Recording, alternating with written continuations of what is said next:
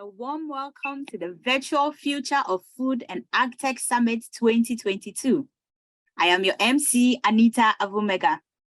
We are excited to be able to bring together some of the leading thought leaders, OC Farms Africa, CSIR Crops, Food for All Africa, Partners in Food Solutions, Upfield, Legendary Foods, Ground Up Ghana, E2JDJVC, Gersel Ghana, and CQ Legal and Consulting to share their valuable thoughts with us on the way forward for transformational food systems. The Future of Food and AgTech Summit is produced by Industry Today Africa and powered by Evoke Experientials. It is my pleasure to introduce Mr. Prince Moses Oforiatta, General Manager at Asase Broadcasting Company Limited and Chair of the Advisory Board of Future of Food and AgTech Summit 2022.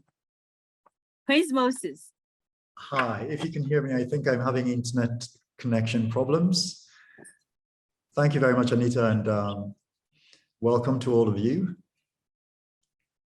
Thank you, William Adam, for making this happen. I will power on with my presentation this morning, and so thank you very much. Thank you to all of you, ladies and gentlemen, for joining us today. I will begin with a short submission on why we're here today and the philosophy underpinning the Future of Food AgTech 2022. So a growing global population and changing diets are driving up the demand for food, and production is struggling to keep up. What with crop yields leveling off in many parts of the world, ocean health declining, and natural resources, including soils, water, and biodiversity, have been stretched dangerously thin. A 2020 report found that nearly 690 million people, or 8.9% of the global population, are hungry. And that is up by nearly 60 million in only 5 years. And so the food security challenge will only become more difficult, and the world will need to produce about 70% more food by 2050 to feed an estimated 9 billion people. The challenge is intensified by agriculture's extreme vulnerability to climate change, and its negative impacts are already being felt. That is increasing temperatures, weather variability, shifting agro-ecosystem boundaries, invasive crops and pests. I'm sure a lot of you heard about the invasive locusts across East Africa some time back, and more frequent extreme weather patterns. It is reducing crop yields and lowering livestock productivity. The problem also works in reverse. Agriculture is part of the climate conundrum. Listen carefully now. It is understood that it currently generates about 19 to 29% of total greenhouse emissions. Also, a third of food produced globally is either lost or wasted. Addressing food loss and waste is therefore critical to helping meet climate goals and reducing stress on the environment. Today, in our world today, governments have got the jitters, and they are wondering when the Russo-Ukraine war will end, if ever. And so the effects are felt across Africa, with Ghana, Senegal, Uganda, and Nigeria ranking top 4 in that order in food price hikes, all above 100%. Since January this year. And so climate change, population growth, financial crises, health crisis, inflation, cost of living, vested interest in both public and private sectors, real politic in crisis times, as it were, etc., speak to the doom and gloom narrative characterizing the world economy today. Substantial investments in adaptation will be required to maintain current yields and to achieve an increase in food production and quality to meet demand. This is where the Future of Food AgTech comes in. And there couldn't be a better time because world food security is of the essence. Some of the questions the advisory board of Future of Food has asked are, how do we transform the agri sector and increase food security? What sort of partnerships should we create for the future of food? Public-private partnerships matter in solving wicked problems. And so looking at the policy environment, how do we empower communities through capacity building and the use of tech to achieve food security? Now, this is an ideas lab. This meeting today is an ideas lab that seeks to unpick and unpack solutions for increased productivity, enhanced resilience, and reduced emissions. So without much ado, ladies and gentlemen, please allow me to recognize the advisory boards, board members of Future of Food AgTech 2022. And I will begin with the lady, because they say ladies first, isn't it? And that will be Aline Bader, Country Business Head at John Deere. We have Kwabena Amwateng Frimpong, Regional Director from Africa at Ignitia. Chef Elijah Amu Adu, founder of Food for All Africa. Gordon Autry, Country Program Manager at Partners in Food Solutions, and William Adam Amalai, CEO at Evoke Africa Group. I'd also like to recognize the producers of the summit, that is Evoke Experientials and Industry Today Africa. On this note, ladies and gentlemen, I would once again like to thank you all for joining us today on this wonderful platform of incredibly powerful actors of change in the agri sector. Thank you very much. I will go back to Anita. Thank you.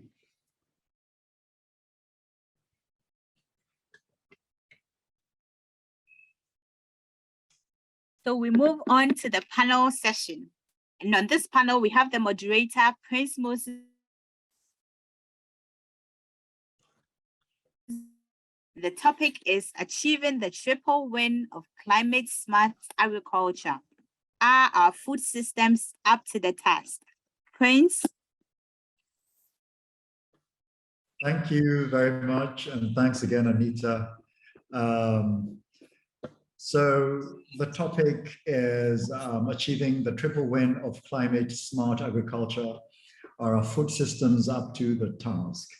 And I will begin with a little a prelude, as it were, talking about climate smart agriculture, perhaps unpacking it a bit for those of us who need a bit of a reminder on what it is. And so climate smart agriculture is an integrated approach to managing landscapes, cropland, livestock, forests, and fisheries that addresses the interlinked challenges of food security and accelerating climate change. Climate smart agriculture, that is CSA, also aims to simultaneously achieve three outcomes. And this we're going to be addressing here today. And the first is increased productivity, as I said earlier, enhance resilience, and reduce emissions. Now, climate smart agriculture is not only about sustainable agriculture, it also has an explicit focus on addressing climate change. It works with knowledge systems, and so it systematically considers the synergies and trade-offs that exist between productivity, adaptation, and mitigation. Finally, very little can be done without funding. And so climate smart agriculture also focuses on funding and investment opportunities. This notwithstanding, making our food and agriculture systems more sustainable will depend on innovative tools, as it were, and approaches being developed and deployed to address the interlinked challenges of food security and accelerating climate change solutions. Now, this panel will deep dive into current innovations in action, impacting increased productivity, enhanced resilience, and reduced emissions at the stages of pre-production and production across the supply chain to the endpoint consumption.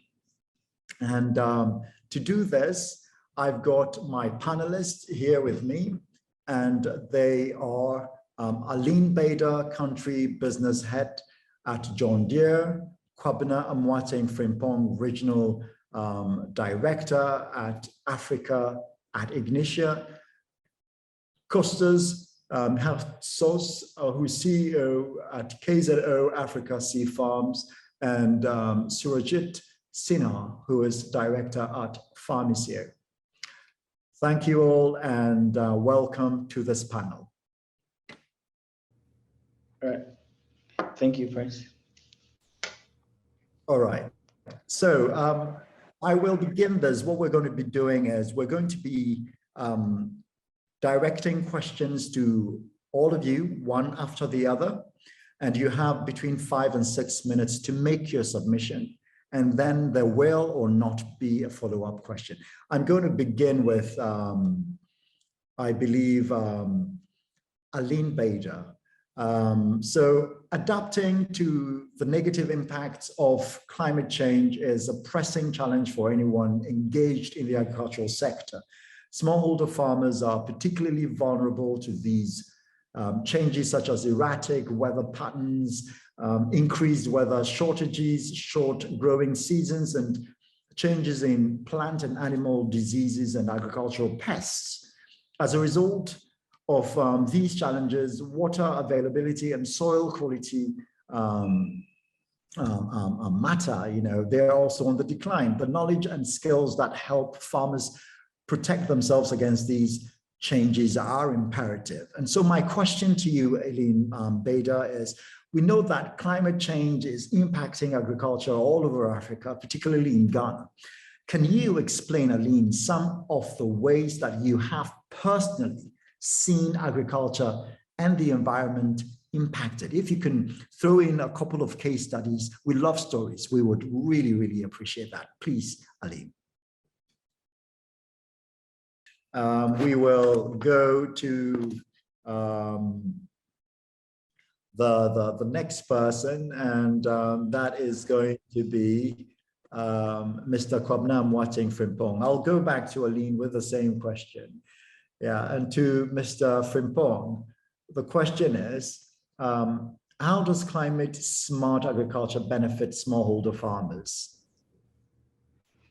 All right, thanks, Prince, for the question, and also good morning. And I think others are also coming from other places, so just to greet everyone, and thanks for making time to be with us today. And I think I was really happy when I looked through the audience we have today, and I saw one of my friends back in school in Germany, in Kululeku, in Pofo from Zimbabwe.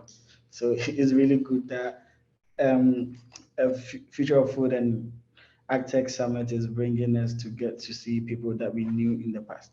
Right, just to address the question that you posed, I would like to give more, a little bit information regarding climate smart agriculture. I think the definition or what the term is, which you really explained, was really a good one, but I wanted to add a little bit on that, which I think is very key to this discussion that we have, and that is climate smart agriculture also supporting and enhancing the achievement of national food security and development goals, right? Because I think we are within the scope where just increasing agricultural productivity by increasing the land size under cultivating, then also has a great impact on the greenhouse gases that we're talking about. So I think it is something that is really good and supporting on that. In terms of how it's really benefiting smallholder agriculture, I will want to take it from the first point, which I think it's how climate smart agriculture is helping build climate resiliency among smallholder farmers, right? I think we all know that climate change is real, whether we like it or not. It's been here, and I'm sure taking it from even Ghanaians here, we all know June, July is when we are expecting rains, but here we are in October and it's really, really raining, which didn't used to be in the past. So having some climate smart agricultural technologies or adaptation strategies do help smallholder farmers to build climate resilience and also support them in addressing climate change. This is very key to support also in tackling the essential questions of agricultural productivity, because in order to really feed the growing population, there is the need to improve upon the agricultural production, which more or less needs to be intensified. But that doesn't necessarily mean we have to cultivate more land. but how we can take advantage of the maximum yield out of the land that is already under cultivation so that we can help and not tear up more carbon-rich forests like what we've seen, but rather to promote more of afforestation and also just increasing um, productivity on the land that we cultivate. And I think this is one of the benefits that climate smart agriculture strategies or practices, if smallholder farmers adapt, is also bringing to them. One last point I want to also bring onto this is for some climate smart adaptation strategies or practices, such as, for example, mulching, which we all know is about using cover crops to cover the soil, also going into crop diversification, and also using the high quality of seeds and planting materials that are adapted to maybe stress and also drought. I think it's also helping to increase soil health and also the efficient management of water, which in the long run helps to improve the yields, and automatically that will help also increase or reduce the cost of inputs such as fertilizer and water. I think in your earlier submission, we all heard of the Russian-Ukraine war, and we all know how it is impacting on the cost of production, especially how there's price hikes in fertilizer. So adapting some adaptation strategies regarding climate smart agriculture for me is a way to go, and that's how it can also benefit smallholder farmers. Thank you. Right. Kwabena or Mr. Frimpong, let's go on first name basis here, Kwabena. You're talking about increasing yields without necessarily using more land. And Right. I also understand from my research notes that only 5% globally of extra available land, that is arable land, can be cultivated between now and 2050, when the world population is supposed to explode by about 40% from what we have now.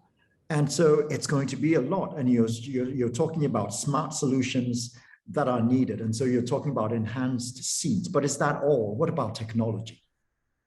Right. Technology is also very key in this space. I think when Aline joins, I'm sure she will be even talking more about agric mechanization from the perspective of what John Deere is also doing. I think in terms of other bits of technology, there are also digital services that are really being supported. And just to give an example, that is what at Ignitia, what we're trying to do to support smallholder farmers. So what we are doing is we are using remote sensing, machine learning, and artificial intelligence to provide accurate tropical weather forecasts to support smallholder farmers and give weather forecast and climate smart advices to smallholder farmers in this case. We all know, for example, in Ghana and elsewhere in sub-Saharan Africa, the moment there is that rainfall, the heavy one, just right after, you go to the houses of farmers and you might not see them because they've all gone to the field to plant. But right after planting, there might not be any more rains to sustain the growth of the seeds that were put in the soil. So what we're trying to do and using technologies is to predict how can we predict the appropriate planting date, for example, for farmers, so that when they sow the seed, there will be enough rainfall throughout the growing season for the plants so that the higher yields that we all opt for can happen without necessarily cultivating more land, just as you said. Other things that we have seen over and over again being wasted is fertilizers and even spray chemicals.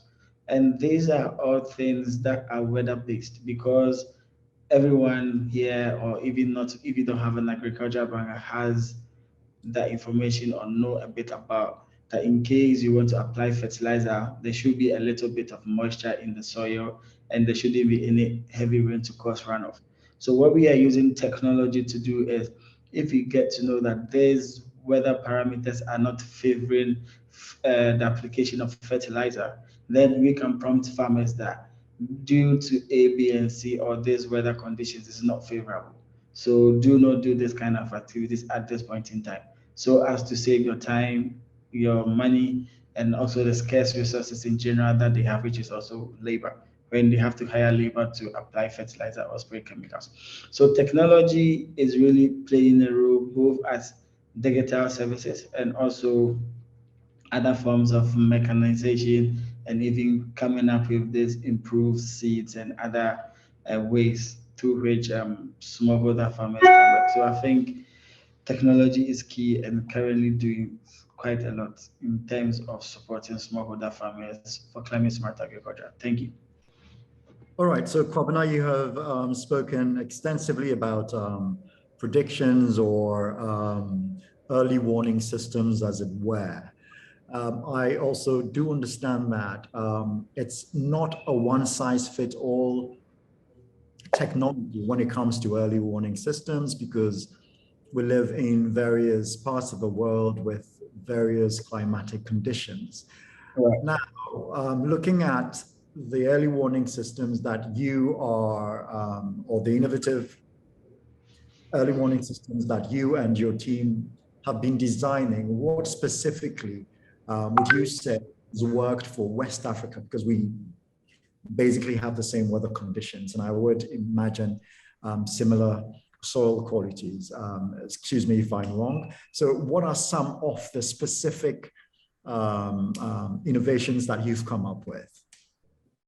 Right. So just to give this in the perspective of West Africa, maybe as part of knowledge sharing for all of us here, West Africa is one of the areas in the world that it is very, very difficult to predict weather, even within the tropics, because the atmosphere is really chaos and it changes just so quickly. So it's been found that just the ground station data is not enough. That's why we are using more of satellite data and also improving it with machine learning. So across that, we have come up to know that there are different actors within the value chain that will need this kind of information to do that. So one key thing that we have done, or the products that we've done across West Africa, and the key thing is our information or weather information we provide is location specific, right? So what is going to happen here, as you said, for example, even in East Legon will be different from what is going to happen somewhere in Achimota. So we get the coordinates so that we can give hyper-local information, which is within a resolution of 3 kilometer radius, so that we can really be able to predict accuracy within that. And we do give this rainfall forecast and other products that we also give. As I earlier said, it's also on the climate smart advisories, which is largely based and used for farmers to come up with the right practices that they have to use on the field. We also know there are also other technology companies that need weather parameters for their like crop insurance, right? They really need weather data to be able to come up with some parameters for them to insure farmers. We also know people into soil data analysis also need some information from the weather. So what we have done in the past is also to come up with a product where different tech companies can plug into our system via APIs, and they can get this weather data to feed their systems and come up with different products that they can use to serve other farms. One thing that has also been key on our radar now is how do we give or commercialize flood alerts, right? We all know it's something that we all see as a public good, where we expect, for example, the meteorological agency to be giving this national information to people when there's a flood alert. So how are we also trying to collaborate with the Met agencies within the countries that we are working with in West Africa to come up with this product, which has been validated? Then we can then give to the public. So we still keep going on and trying to see how we can work more on public-private partnerships so that we can see where the synergies are and then support the public sector with the technologies that we have developed and using to do the current accuracy that we do. So just for the records, we are currently doing twice as accurate predictions as the global models. When I say global models, these are typically the forecast that we see on our mobile phones. you can be checking and realize that, oh, it's going to rain, but it will never rain or something of that sort because it has a wetness bias.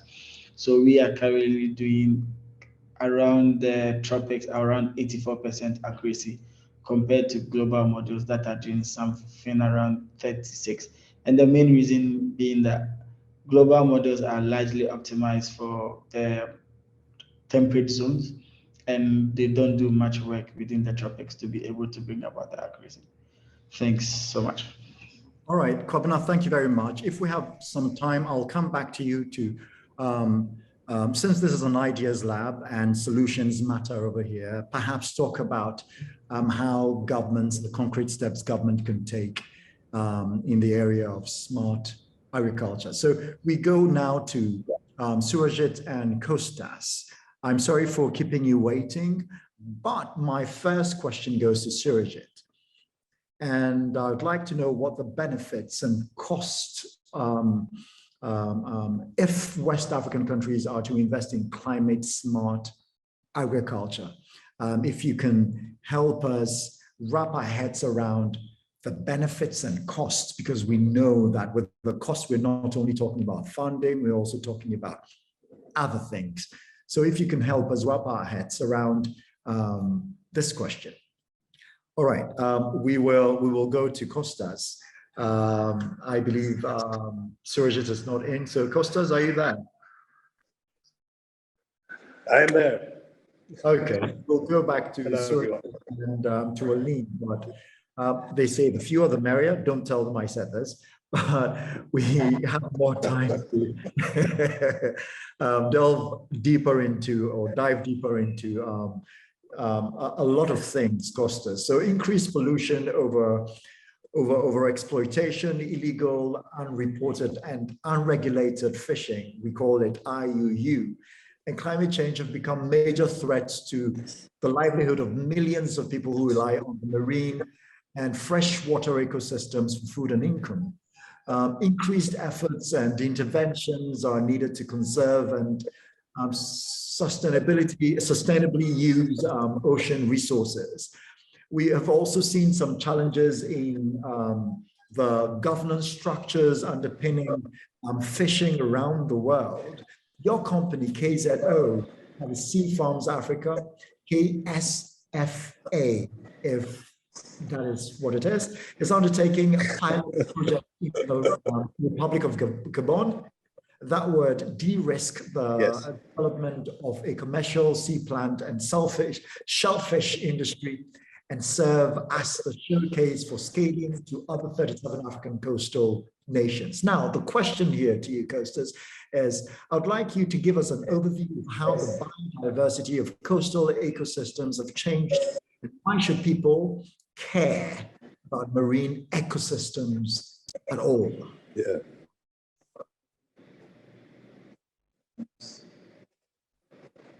It's a very large and impossible question to answer, but thank you first for having me here and for allowing me to also listen to what's happened so far, because it is all about we're all linked, the sea and the land and your fantastic continent, which has it all, to be honest, which has it all. So and I'm here as a visitor, but I want to be part of what I believe is, as your colleagues mentioned at the beginning, it's not all doom and gloom. It's actually, the key is to turn it to an opportunity, because it's an opportunity now. It's still not too late to wake up with practical, pragmatic solutions. So going back and the huge leaps in technology. Now coming to the question, obviously, as the populations and countries in your continent, but globally, as they increase, as they develop, there'll be impact on the marine environment, right? Direct, firstly, by human activity, simply fishing, like you said, both illegal and legal, even oil and gas exploration. I mean, here in Gabon, for example, when I've been to the oil ministry, they show the whole sea and they say it's all up for grabs. But you go to the Environment Agency and they say we protected a quarter of it. So there's a lot of, I wouldn't say confusion, but there's a lot of overlap. And that's also, particularly in the case of fisheries, a political question as well. Everybody trying to fight for their own turf, right? So going to biodiversity, we don't really know, I mean, the impact on the biodiversity, because biodiversity obviously evolves with changing conditions. So you're just replacing what might have been an endemic natural species with something else. And species will adapt, some species will go, others will come back. The fact is, the environment and nature will always, one second, will always find a way of coming back. So we have the direct activity, then you have indirect activity that can be pollution, extreme effluence, you know, a lot of criticism given to, you know, to agricultural outflow, you know, into lakes and ponds, unjustly in many cases. And then things like clearing mangroves, you know, human growth. So the sea in the end, you know, so biodiversity obviously is on the down, but at the same time, we have to keep in mind that it's an evolution. So there's just a replacement with other species that might not have been there. So why we should care about the sea is that it's the last frontier. I mean, we know more about space, outer space, than we do about our seas, right? And the sea is a dynamic link in the whole ecosystem, with all the heat transfers and therefore vapors. So I mean, it's an intrinsic link that will impact, you know, agriculture will impact, you know, we see that in El Nino, you know, down off the west coast of South America. So I mean, we don't know enough, right? We don't know enough, but we do know that it plays a large part, and we do know that it's the environment that we know the least about. Right? So the first steps that have been taken, you know, to kind of deal with this are very simple, you know, because we live in a polarized system, are just, you know, creation of marine parks, you know, and more monitoring of illegal fishing activities. So let's say an extreme approach, which is always the start. You always need to have a polarized situation at the beginning in order to come to an equilibrium. And that's a bit where we, you know, where we come in, because I've seen all sides of the playing field, let's say, and therefore it's very important in order to tackle these issues to find a way, in fact, to include people from the local level going up to influence then the political level, but not just by banning everything and stopping everyone, but creating a new activity that can farm the sea, essentially. So that's why I'm very happy that we're here on your panel, because it's all about technology in the end, and everybody will always look here as to other countries and think, you know, artisanal farmers and you know, it's good and it's that, but there's all this technology out there that you can apply to a virgin, pristine environment and actually go a lot further, and also educate people to these new technologies. So a lot of people have resistance to new technology because they think they won't have a job, or there'll be no work for them. But in fact, they'll be specialized. They'll learn these specialized skills that will increase productivity, and that will make them very useful and useful, right? Make them very, let's say, marketable, and actually increase chances of getting a job. Because I look at your continent as a whole, and in fact, the world as a whole. So that's what we're involved with here with KCO. We took this inclusive approach to try, on the one hand, to combat climate change, because we're looking at growing sea plants in the sea, which absorb up to 40 times more carbon, by involving the local communities and providing them jobs and highly specialized skill sets. And then we want to roll this out to the other 37 countries, making the coastal countries in Africa. And why this is of interest, I come back to a point made at the beginning on the food security. I made some calculations which I can share afterwards with yourselves, but as to the, let's say, carrying capacity of the sea for nutrition. And the numbers are unbelievable, right, when you look at them.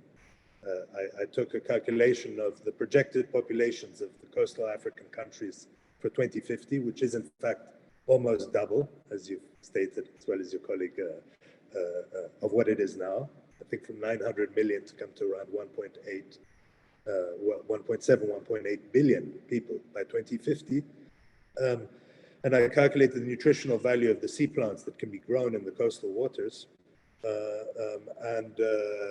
with less than 10% of not even the exclusive economic zones, with a combined 10% of the continental shelf being farmed, you could actually feed all the populations of the countries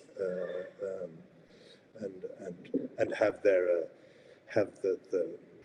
nutrients needed for survival. So that was on a base of calories and then proteins that I did the calculation on. So I mean, the solution's there, but I don't see people eating sea plants overnight. But what's nice with sea plants is that there's a lot of role into agriculture and the use of the circular economy, which I think we can elaborate on afterwards. But this is where we're at, and this is why I'm very interested to hear more also about the agricultural technologies that we're brainstorming here, because it's all linked. And that's the fundamental answer to the question. I mean, why we should care about the marine ecosystem is just as important as the terrestrial ecosystem and the atmospheric ecosystem. And it's all part of one. Right. So you're talking about solutions, coasters. Yes. We know that Asian foods sometimes have seaweed, and we all love it. Yes. When we do our Japanese restaurants. We love it. We love it. And so when it's not too expensive. When it's not too expensive, right? It's very expensive.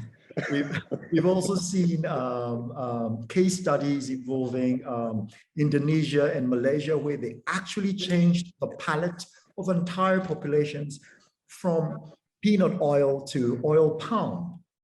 You know, so this is possible, and it has to do with policies, because you can't just out of the blue, as a private company or as just an organization, decide to go on a sensitization spree, expecting people to just change their palates or their culinary cultures.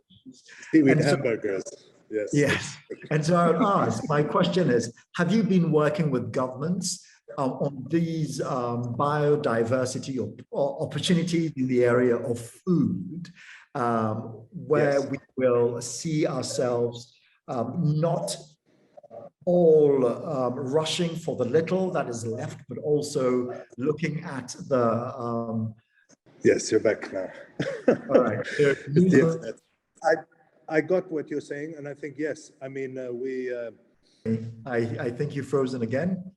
So new solutions in food, where we help populations across the 37 countries discover new food, rather than, you know, all of us depending on the little food that is left within the biodiversity ecosystem.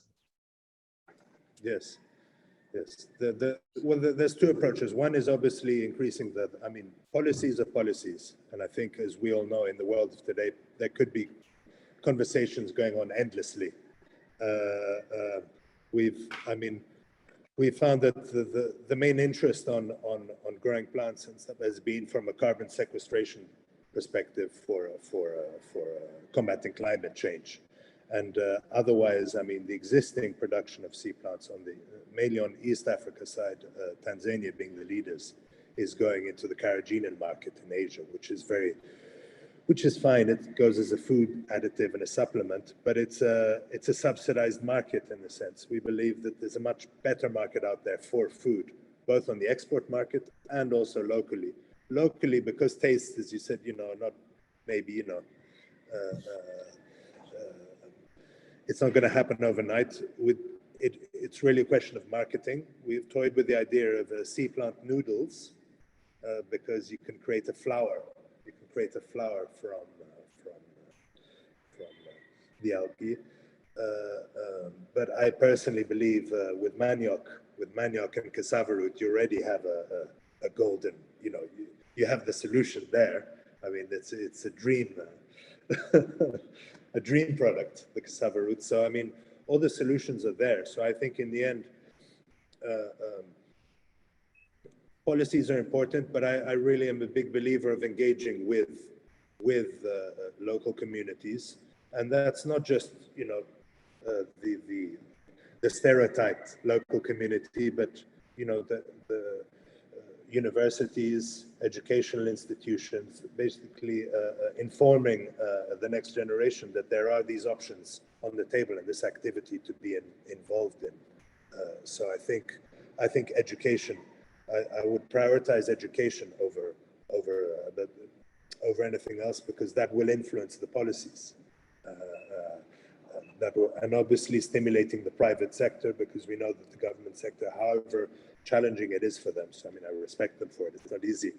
It takes a lot longer and much more laborious. So the key is in the private sector. The key is international funding, of which there's a lot of funding out there, and to bring in the technology, right, and include all the expertise at one side, but include also all the education institutions locally to create these skill sets.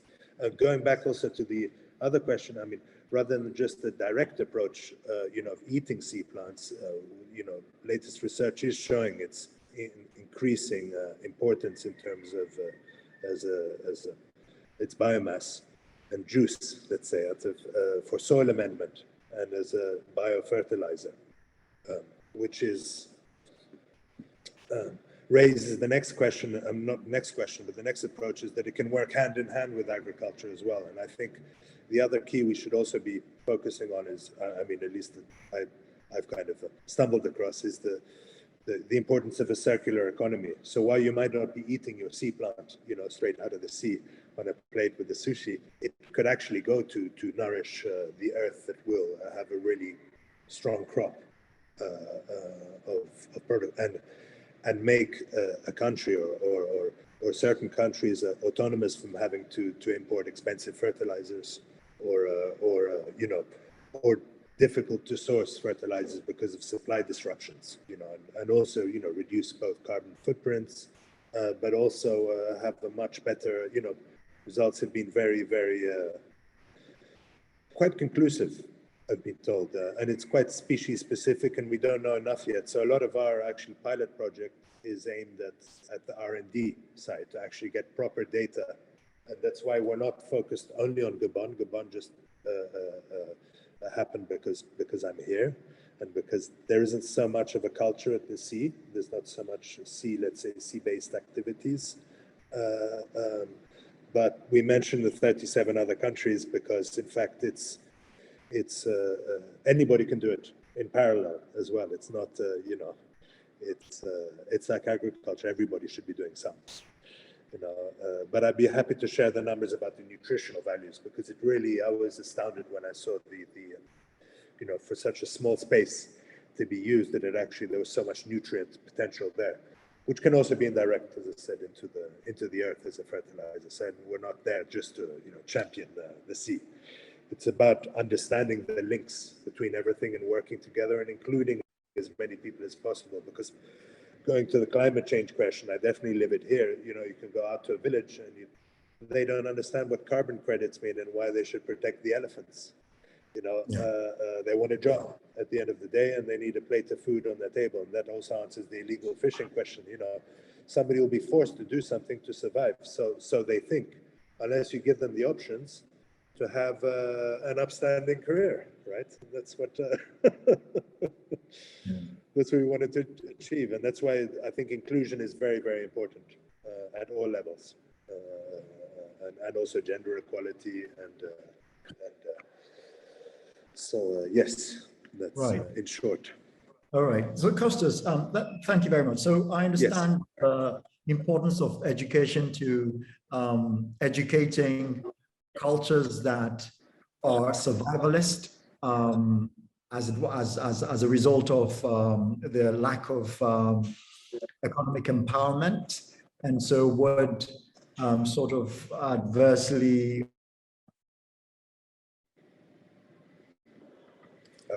understand that circular economy is one of the core switches of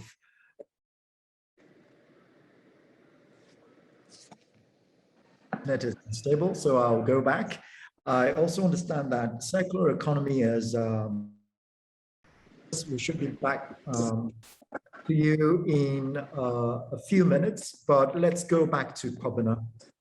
Kobina, I'm going to ask you the question I asked Alim before I come to the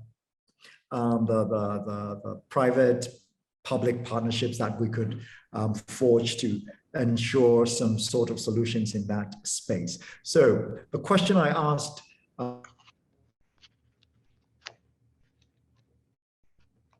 is impacting agriculture all over the continent, particularly here in our country, Ghana. Can you explain some of the ways that you have personally seen agriculture and the environment impacted with real case studies? If you could tell us a story or two, Kobina. Right. So, just because of time, I would like to talk about one typical scenario or something that happened. So, one key one I want to share is about some flooding some farmers that we were working with experience in the time past before they got our services.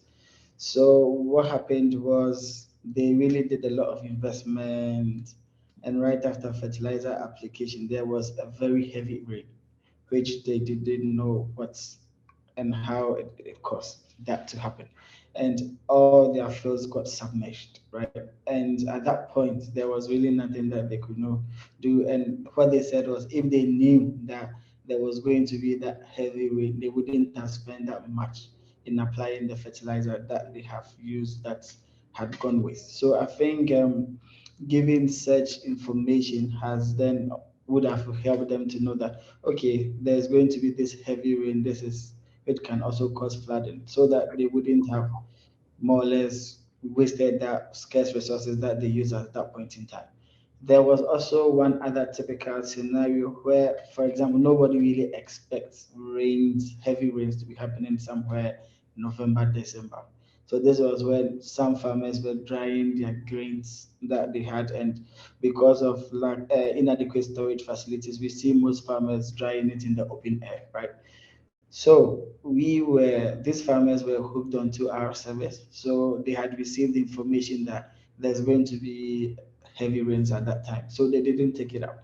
So what really even made us know at that point is the agribusiness or the aggregators who were working with these farmers called them to find out, hey, did you really take your grains out there to grade? They said, oh no, we didn't, because we had information from Ignition.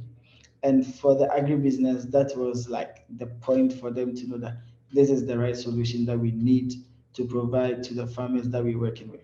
And they did some quantification and said if this message hadn't gone to the farmers and they still had taken their grains out there to dry, they could have lost the grain quality up to about 40%. And we all know how a high rejection rate of grains could have caused to the aggregator. So I think these are some of the clear scenarios that I have seen or given the information to make some data-driven decisions corresponding to their agricultural activities. All right.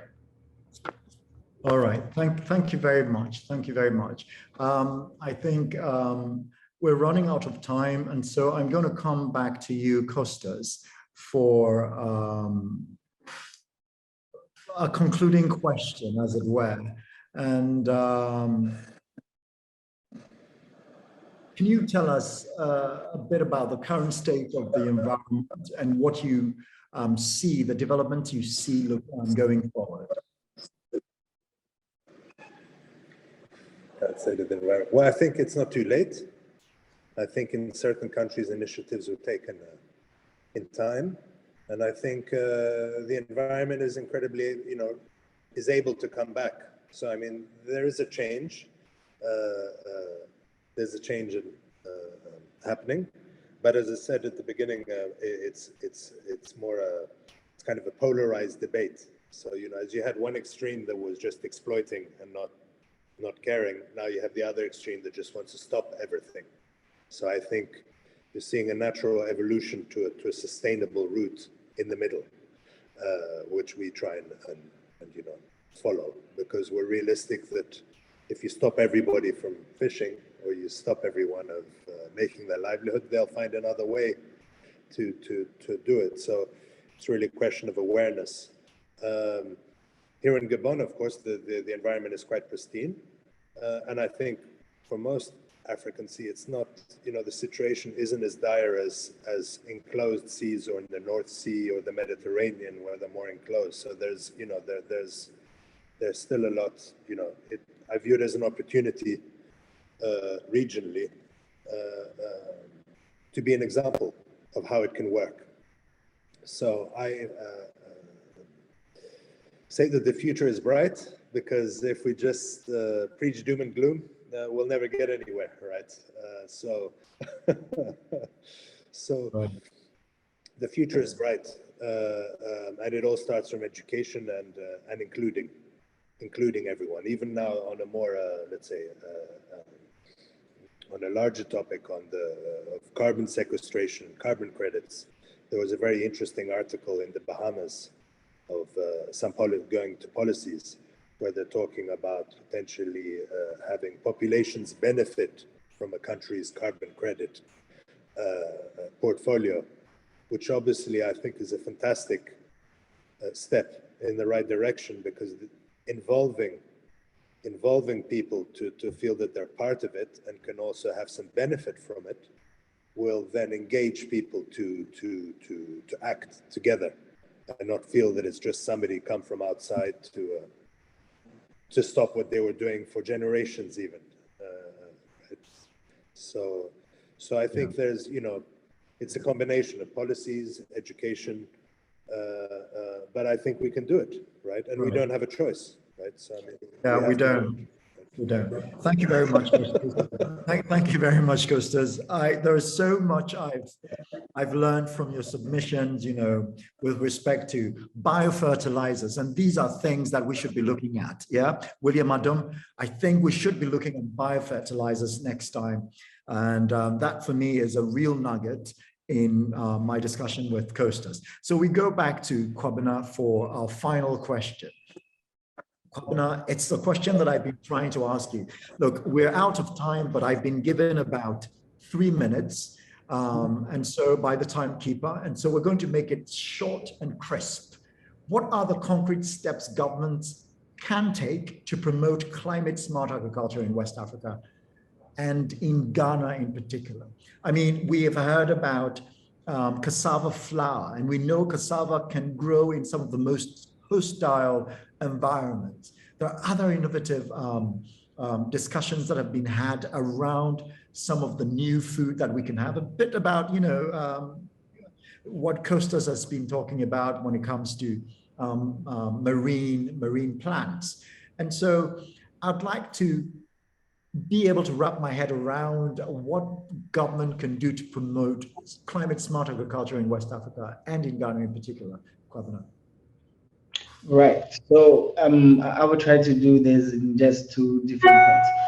The first one I want to talk about is, I think there still needs to be some sensitization of the population and especially farmers about climate change. I think people need to know that it is really real. So there should be the need to adapt, come up with adaptation strategies which farmers then can adapt. And this could then support. So I think through that, people could go into more drought tolerant or stress tolerant varieties, and even go into different crops, or with like what Costas was describing. I think as long as people really get to know that this is the situation, and through adaptation, other crops that people are not even currently cultivating, it's something that could be looked at as a form of adapting to climate change. The next thing is, I think there's a clear need to keep promoting ICT in agriculture. That for me is very key. And even looking at currently in Ghana, the extension officer to farmer ratio still is wide, around 1 to 3,000. One extension officer to 3,000 farmers. So that means that there's still a clear need to still let people know about what technology is available for farmers to use, and how digital services is also playing a key role in terms of climate smart agriculture. So this will be my 2 submissions because of time, and thanks so much for the question. Thank you very much, Kobina, and thank you very much, Costas. So we have been talking about achieving the triple win of climate smart agriculture. Are our food systems up to the task? There is so much we can do, and there is so much to do. We have heard these incredible submissions from these wonderful 2 people, that is Costas and Kwabena. And I have been the moderator for this. My name is Prince Moses Oforiata. I really do hope that we do come back to these topics again next time, especially when we refer to marine fertilizer, or is it biofertilizer?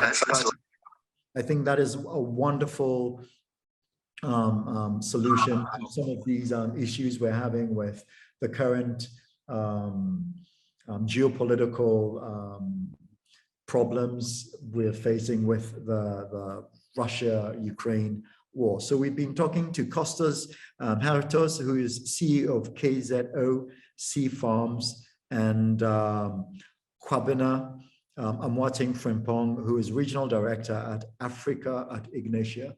And thank you very much. We go back to you, Thank Anita. you. I could steal 3 minutes of your time, as I did warn. Thank you very much. Thank you very much, Prince Moses. So we move on now to our next panel session, which will be on the topic, accelerating collaboration and innovation in the agri-food industry. How do we go from here? This panel will be moderated by Joseph Opoku-Gapo, and the panel is made up of Chef Elijah Addo, founder of Food for All Africa, and Dr. Patricia Amankwaya-Boa, Senior Research Scientist, CSIR Crops Research Institute. Joseph, over to you. Anita, thanks very much. Good morning to yourself. Good morning to the rest of the team. It's nice for us all to have this conversation about the future of food, without which we probably wouldn't be here, and without which there is probably no future for all of us as far as food is concerned. Our conversation this morning, following the very insightful discussions we've had thus far, would focus on accelerating collaboration and innovation in the agri-food industry, and the multi-billion-dollar question we're seeking to answer is, how do we go from here? Just to go ahead and give a quick overview, and then I would have a conversation with my panel members for the next 26 minutes or so. We all know that improved knowledge about healthy and sustainable food products actually do require adequate research between academia and research organizations on one hand, and industry on the other hand. Without adequate research, we will not be able to produce the necessary foods that can help withstand the impact of climate change, as we've been hearing. Without adequate research, we will not know how to improve upon crops appropriately through biofortification processes. Without appropriate research, there is almost zero guarantee that we can produce enough nutritious food to be able to then help the populace, especially with a very growing population. Just to cite a very quick example, in the US, the average yield of corn per hectare is around 11 metric tons per hectare. But then in Ghana, the average yield of corn is around 3 tons per hectare. Why is it that the US farmer is making 11 tons per hectare from his cornfields and the Ghanaian farmer is making less than 25% of that? The reasons are not far-fetched. It includes concerns that we are, for example, not investing enough in agricultural production, particularly when it comes to research. The USA has a GDP of almost 21 trillion US dollars. Ghana's GDP is around 73 billion US dollars, not even up to 100 billion to reach 1 trillion. Meanwhile, the US spends between 2.7% and 3.3% of its GDP on research every year. but Ghana is spending less than 1%. So we are not investing enough in research here in Ghana and across Africa generally. And even when the necessary investment in research is done, there are some barriers which are holding back the transfer of some of these technologies from the research institutions to the industry and even to farmers. So how do we collaborate enough to ensure that the necessary innovations go down the chain in the agri-food sector for the benefit of our entire food systems? Well, two distinguished guests are joining me for this conversation. Dr. Patricia Amankwah is a senior research scientist at the Crop Research Institute of the Council for Scientific and Industrial Research. She conducts research into efficient resource use in crop production, as well as irrigational facilities development, and also water management. And that's a bit of work as well when it comes to hydroponics and aeroponics, as well as agricultural mechanization. Thanks very much for joining us, Dr. Amankwah. Thank you very much, Joseph. It's a pleasure to be here. Okay, thank you once again. Let me quickly introduce our second guest for this conversation. Chef Elijah Addo is the founder and executive director of Food for All Africa. Food for All Africa is a social enterprise which operates in the West African neighborhood, particularly Ghana. Chef Addo's organization has two core missions: to reduce hunger and also to eliminate food waste. And Food for All Africa has distributed more than 3 million meals across the sub-region since 2015, and they continue to do a lot of work in that particular space. Chef Addo, many thanks for joining us this morning too. Thank you very much, Joseph. Good morning to all attendees. Good morning. And so let me begin with you, Dr. Amankwah. Can you say a little more about what you do, what your organization does, and the kinds of innovations that you are working on that could really make much more difference in terms of helping improve upon the food systems? Over the next 3 minutes, please. Okay, thank you very much, Joseph. The CSIR is the first most research organization in the country. We have about 13 research institutions, and the Crop Research Institute, where I work, is the only one of those institutions. It can be found in the whole of the country. We can be seen in almost all the regions with some of our outstations and some of the head offices of the various institutions situated across the country. To talk a bit about the crop research where I do work, we do a lot of research into crops, innovation surrounding the production. We go further to do a bit of the agro-processing, that is the food aspect. Before the production, we are also engaging extension, building capacities of the extension and our farmers, as well as even some other stakeholders along the chain. So extensively, that is about what we do, the general things that we do. The other institutes, for instance, if you talk about the Institute of Industrial Research, they are into the mechanization aspect of agriculture, other technologies that relates to the development of the country. Currently, I know they are working on energy and other industries across the globe. You talk about the Soil Research Institute, you have the Science Policy Research Institutes and the Water Research Institute, just to mention a few of these institutions. Let me come back to the crop research where I work, and then in relation to what we do when it comes to agriculture. I think we are well known for breeding high-yielding crops. We talked about the yield gap between crop production in Africa and the advanced countries. What we are trying to do is to bridge this gap by improving on the materials that we have. We are using biotechnology, we are using marker-assisted selection in improving on some of our materials. So you see us releasing new crop varieties to meet the challenges that we have been facing. Apart from these varieties to meet the challenges, for instance, we have the drought-tolerant crops. You know, water is an issue with production. Bread and pastries, all of these other food. Now, what are we doing to better the original sweet potato that we have? You know, sweet potato has a lot of moisture.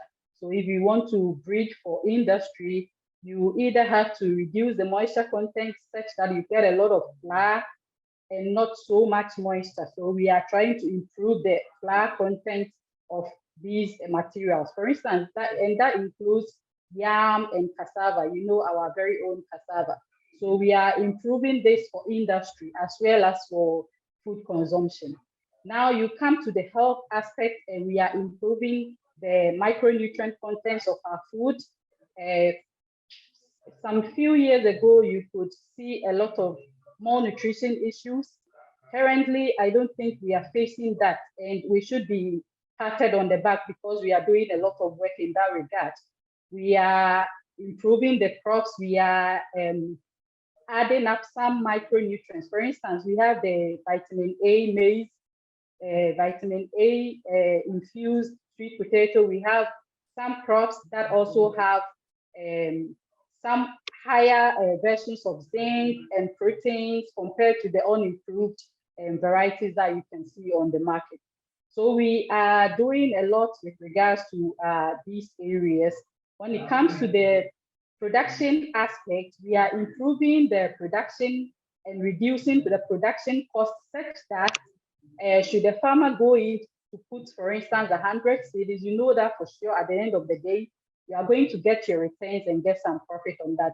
So we are working on the socioeconomics aspect as well. We don't just go in to bring out these improved varieties. We are talking to industry. We are talking to stakeholders to be able to come up with what exactly does the populace need. What is the issues that we are trying to solve? For instance, I've talked about the industry aspect. Is it improved varieties that is good for industrial purposes? Is it an improved variety that is good for food? Is it an improved variety that can be used for food and even for fodder? Because we do have that. When you come to cowpea, we have several varieties that can be used to feed animals. So at the end of the day, you harvest your grains from the cowpea, and then you also have the fodder that is still rich and green to be able to push it to feed your animals. So in general, I should say that we are almost found all over the value chain from production to consumption. So you can find us there. Thank you. Thank you very much, Dr. Amankwah-Yeboah. A very interesting overview of all the great work you're doing at the CSIR. Questions still remain about how come some of these innovations are probably not getting to farmers, which I would ask a little later. But before I get onto those, let's hear quickly from Chef Elijah Addo, who runs the Food for All Africa organization. Chef Addo, can you say a bit more about what your organization does and how much difference you are seeking to make as far as improving the availability of food to the general populace is concerned? Go ahead and unmute and then make the point. You're still muted. All right. Thank you very much once again for the opportunity. So I happen to run Food for Africa.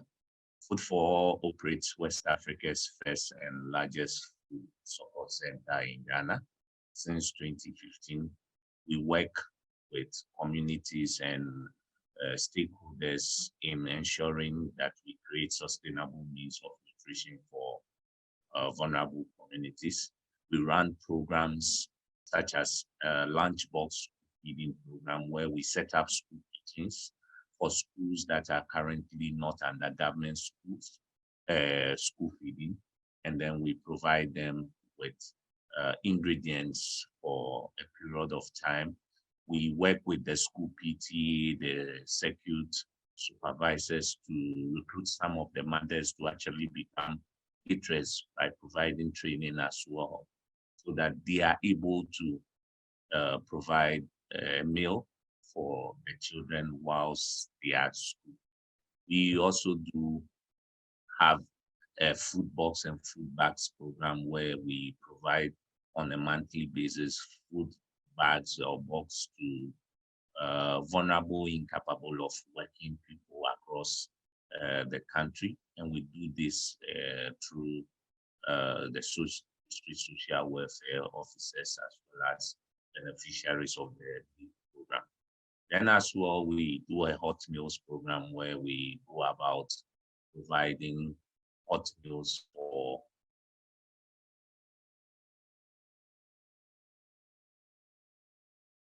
Okay, looks like we're having a bit of a technical. those who are homeless. And in a nutshell, that's what we do for Africa.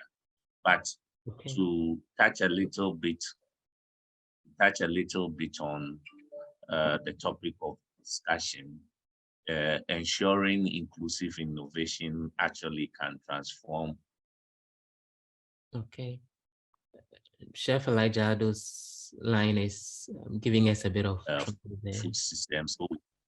Sorry, 2 years ago we had COVID-19 pandemic, and then now we are faced with the invasion of Ukraine by Russia. And these two global events has disrupted our global food systems. We have our president talking about the effect of the Russia-Ukraine war on the food system in Ghana, and people are debating as to whether it is true that this war has actually affected our food system, which indeed is true to a very large extent. And when you come down to the places where food is produced at the community level, you see clear effects of COVID-19 and then the invasion of Ukraine on our food systems. Recently, the World Economic Forum and then FAO published a roadmap to help countries accelerate inclusive food system innovation. And the report brought to the fore that we have a $15.2 billion funding gap for food system innovation that could support in ending hunger and keeping emissions at 2 degrees and reducing water use by 10%. And the roadmap also talks about establishing a global coalition for digital food system innovation, a network of food innovation apps across the world, which will help farmers invest in sustainable food practices through the 100 Million Farmers platform, as well as also bridging partnership between the producers of food and then those who work with food. I'm talking about the hospitality and tourism sector. And these are all ways to bridge innovation in our agri-food system. But Elijah, is the challenge just about money?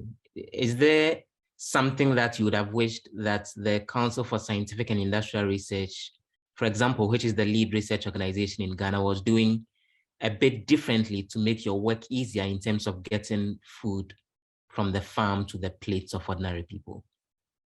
Well, it goes far beyond money. It's more, for me, where I sit, I see it's more of bridging the gap between the various stakeholders, key stakeholders within the food supply chain. We're talking about practical example, a farmer in Yeji should be able to have access easily to, let's say, a hotel or a chef in Accra in order to be able to market or sell his product. That is one way. And then as well, CSIR has been doing an amazing work over the years. However, with the level of challenges that we have faced and then the rate at which innovation is getting to, it's quite important to bring stakeholders like the end users, the hospitality sector definitely play a very critical role in ensuring that what is produced by the local farmer can be eaten at a larger scale. We have today the problem of how to transform, for instance, yam into meals that can easily be served at top-notch restaurants and eateries. People complain in our homes that children today are more attuned towards the foreign food rather than the local one. And then you ask yourself, why is this so? Possibly there has to be something that needs to be done in ensuring that it becomes appetizing, it becomes, we will cherish it. And I believe that collaboration can be done closely together with players in the hospitality sector, the traditional caterers association and all that. So it's more about network, bringing the key stakeholders together and then looking at the scale of the challenge and then working together. Thanks very much. Very insightful comments there, Chef Elijah Ado. I will go back to Dr. Patricia Amankwah-Yeboah. Dr. Amankwah-Yeboah, beyond doing your own great work at the Crop Research Institute in terms of improving upon crops and all, are there specific steps you are taking to ensure that the kind of materials you are churning out is actually aimed at meeting the needs of industries, aimed at meeting the needs of farmers, and that the crops you are working on and the traits you are introducing are actually solving real challenges that everyday people face? Because then there's that bigger concern that sometimes a lot of your work is donor funded, and because he who pays the piper calls the tune, then you are more focused on meeting the expectations and the needs of ordinary people. Thank you very much, Joseph. Let me start with your last remarks, that a lot of our work is funded by the external donors. For sure, yes, that is what is happening. But let's not lose focus of the fact that when they are funding, it's for us. All the products, everything that comes out is supposed to be for the benefit of the country. They don't fund for us to improve cassava varieties for use in Europe or anywhere else.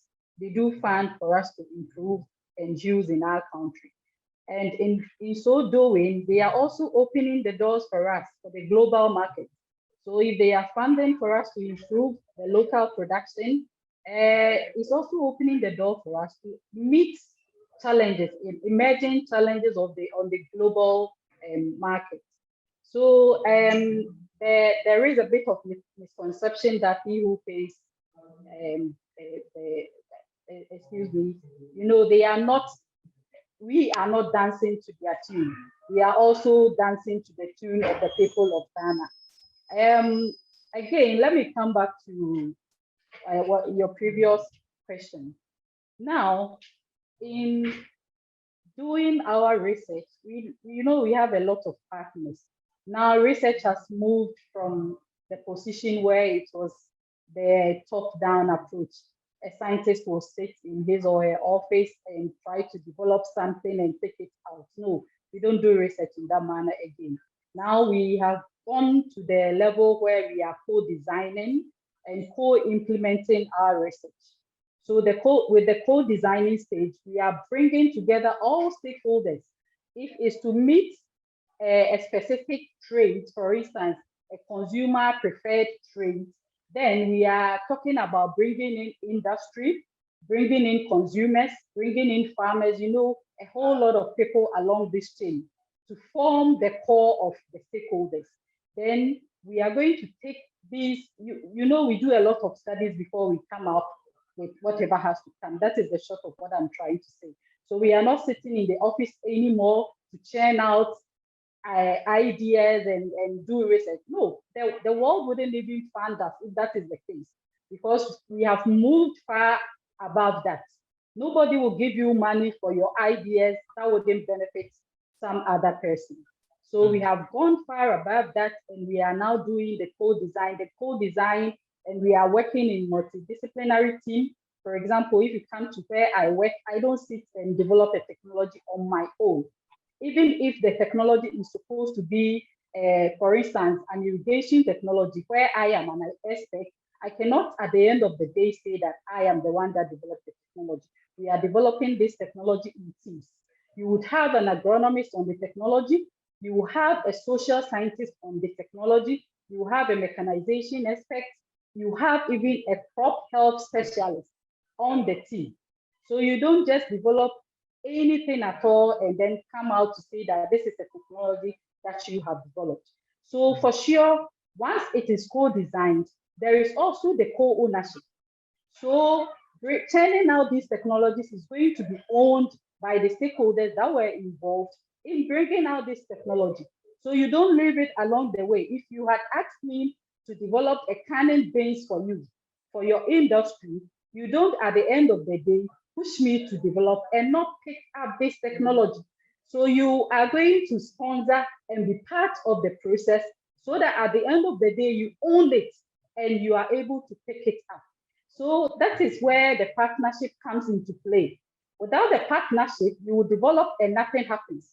Then, you know, in some times past, now it's becoming better, but in some times past, they will say that we are leaving our research on the shelves. And that was the case because it was the top-down approach.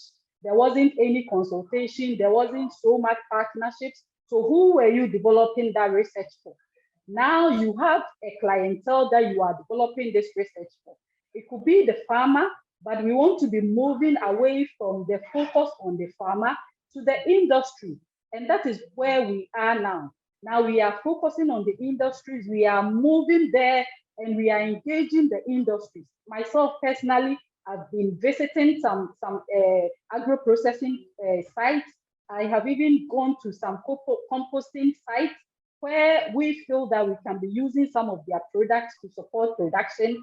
And then at the end of the day, production will also go in to feed these agro-processing industries.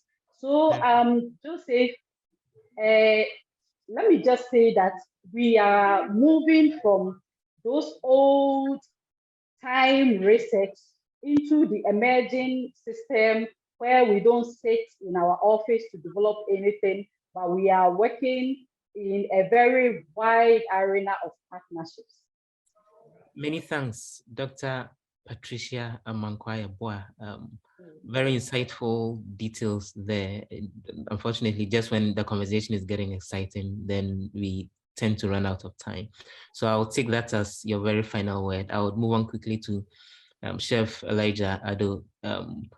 In concluding, what would you say are the things that should be done differently, Elijah, particularly when it comes to the kind of support that's needed from major stakeholders, particularly government, in helping scale up some of these ideas and ensure that the collaborations work more effectively?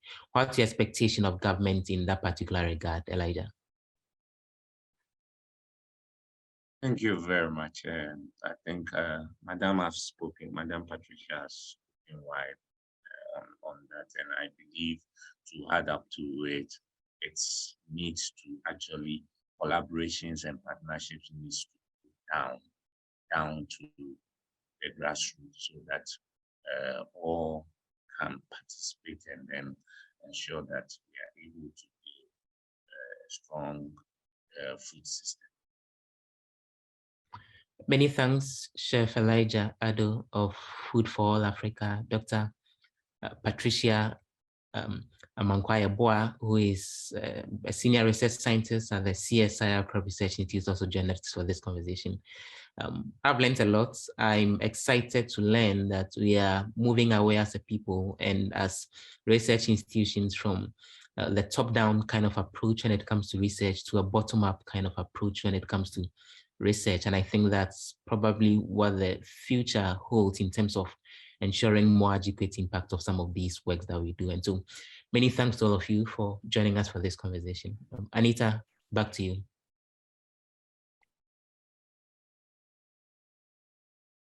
Thank you very much, Joseph, and thank you to your panel. Before we move on to the next panel, I would like to ask participants to send me their questions if you have any. Okay, so our next panel session is on the topic, Innovating for Sustainable Foods, Outlook for the Future. And the moderator is Abna Mamle Abedi. Abna, over to you.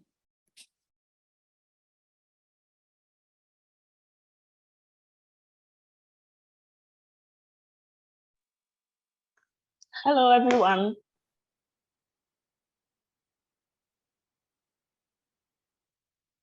Hello, Hi. everyone. It's still morning, so good morning.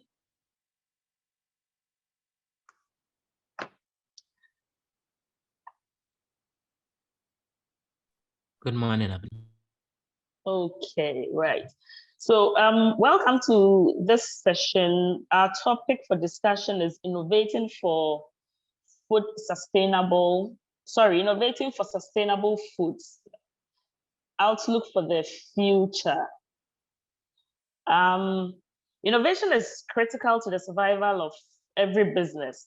And that means that to stay in business beyond generations, businesses would have to innovate their products, processes, and operations. However, the critical questions businesses must ask themselves is, are our innovations sustainable enough to cater for our present needs without compromising the needs of future generations? Today, we have a dynamic panelists who are from major food and beverage companies to discuss this topic. They will tell us how they are intentionally making changes to their company's products, services, or processes to generate long-term social and environmental benefits, whilst creating economic benefits for their firms. At this point, I will ask my panelists to introduce themselves. Gordon, if you are here, can you start for me? Yeah, thank you, Abna, and hi, everyone. Good morning from my end. I'm in Accra here. So yes, my name is Gordon Ochre, and I am the program manager for Partners in Food Solutions, which is a non-profit organization that seeks to cultivate a sustainable African food industry by providing technical assistance to food processing companies in Africa. Thank you. Thank you. Can we move to the next panelist? Shobita, are you here? Yes, I am. Thank you so much. So hi, my name is Shobita. I am the CEO and founder of Legendary Foods. Legendary Foods is a food tech company that is on a mission to deliver the nutrition of meat at the price point and sustainability of plants using advanced insect agriculture. Great. Is Mausi here? Yes, I am. Okay, all right. Hi, can you hear me? Yes. Okay, good morning, everyone. My name is Mausi Maonyefia, Marketing Category and Channel Development Manager for Upfield. Upfield is a leading plant-based foods business globally. And I'll speak more about my company when we start the session and what we are all about. Thank you. Okay. Carly, are you here? Yes. Hi, thank you. I'm Carly Edwards, founder and CEO of Ground Up Ghana, and we're creating ambitious nature-positive food from underutilized crops that are grown in Ghana. I've lived in Ghana for more than a decade running public health, community engagement, and nutritional food production projects across the country, and I'm now harnessing this to build the food company that will benefit communities and the environment. All right, thank you very much. Now let's get the ball rolling. Godwin, can you tell us about why sustainability is becoming an important component of the agri-food industry?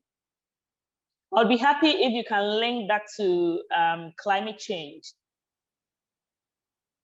Yeah, thank you, Abna. So yes, on sustainability, I must say that the topic and the discussion of sustainability has become more relevant now in our times than ever. Reason being that our actions and inactions definitely impact on future generations. And so we want to ensure that our activities become friendly to our environment and to be able to sustain the future generations as well. And so we partaking in sustainable food practices ensures that our businesses, our homes, all activities that we do has a low environmental, it has a low environmental impact. And so sustainable foods will then aim to avoid damaging or wasting natural resources. And how do we do this? How do we approach this? So I think that the most important aspect is the approach.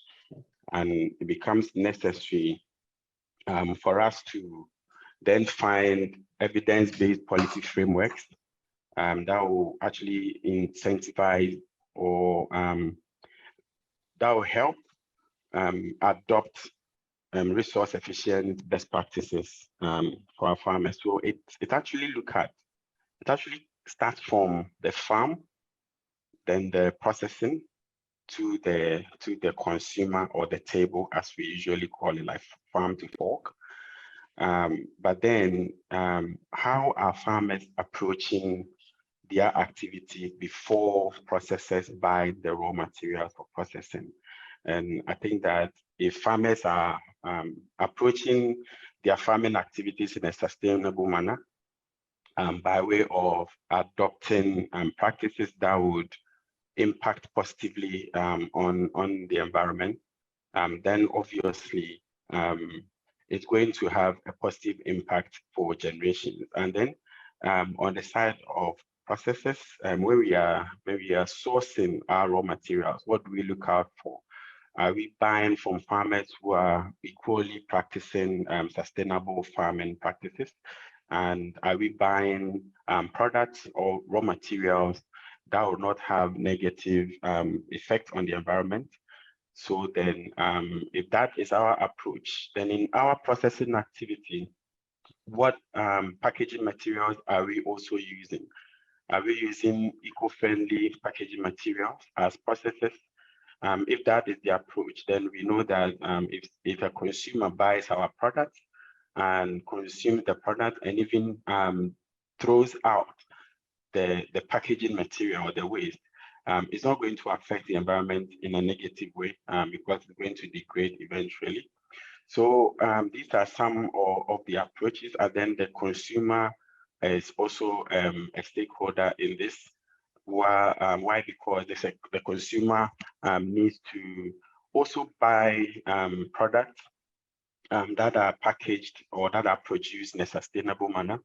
And during our activity as consumers, what are we leaving to the environment? How much waste are we putting out there in the environment? And so I think it cuts across the farm level to consumer level. And it has become more important in our times now because, like I said earlier, we do not want our actions to affect generations unborn. And this is key in our practices. So it's important that we build such capacity for smallholder farmers, just to make sure that their activities are positive on the environment. It's not hurting or harming the environment. We could also help them adopt some new technologies that also help them improve on their practices.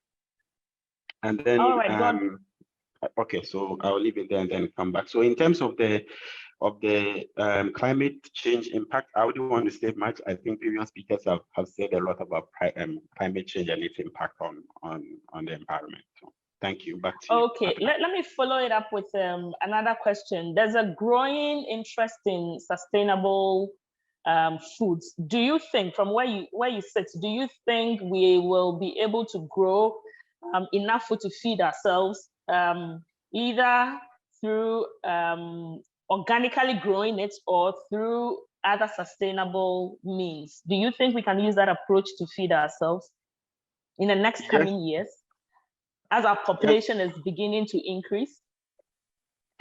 Yes, Abena. So as far as population increase is concerned, best practices would have to be adopted. So you realize that as the previous speaker, Dr. Patricia, was talking, she mentioned the fact that they are coming up with crops that are resistant to drought, crops that are resistant to pests.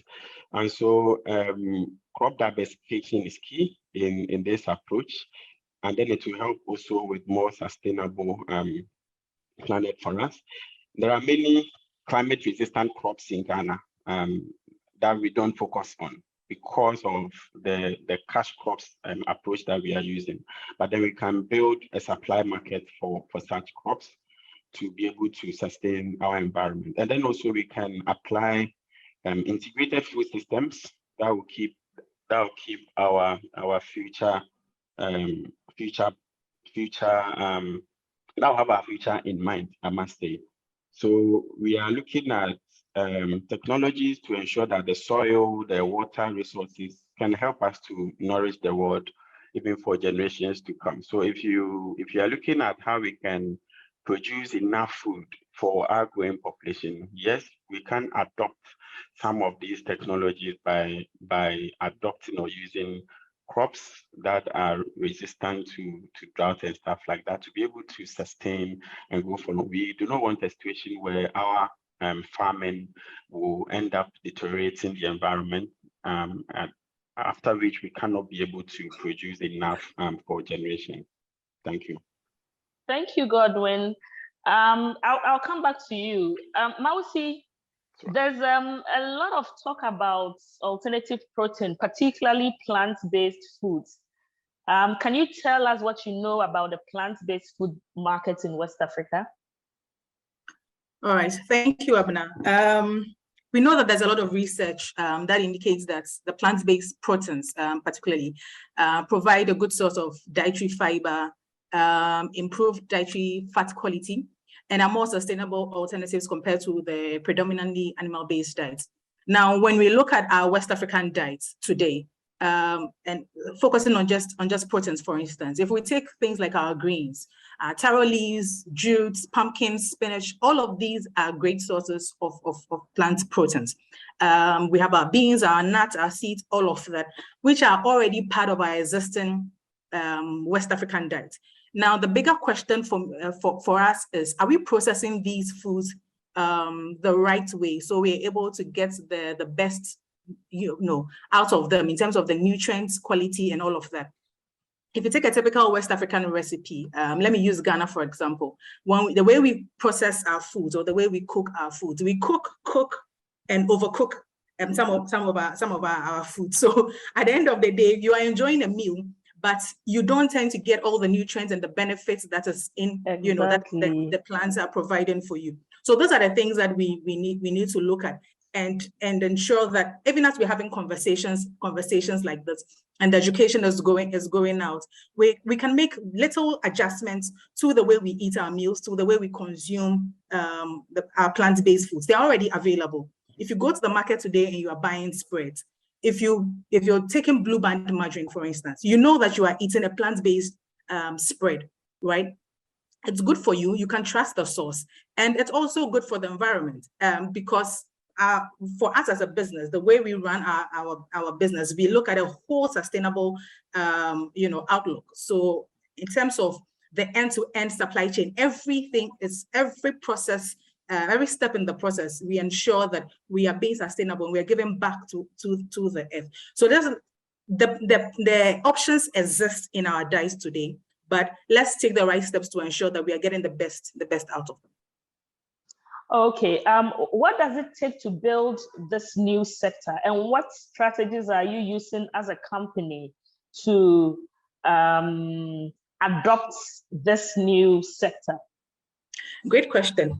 We believe that it will take a collaborative effort to move the sector into the desired future, whether it's the players in the private sector or the public sector, whether it's regulators, research institutions like CSIR. All of us need to come together really collaboratively to build this sector. We also need a healthy policy ecosystem. We need the right technologies. We need the right levels of investments. We need disruptive innovations, and all of these come together to help us address some of the challenges that we are facing. When Chef Ado was speaking earlier, he mentioned a few of the challenges that they are facing.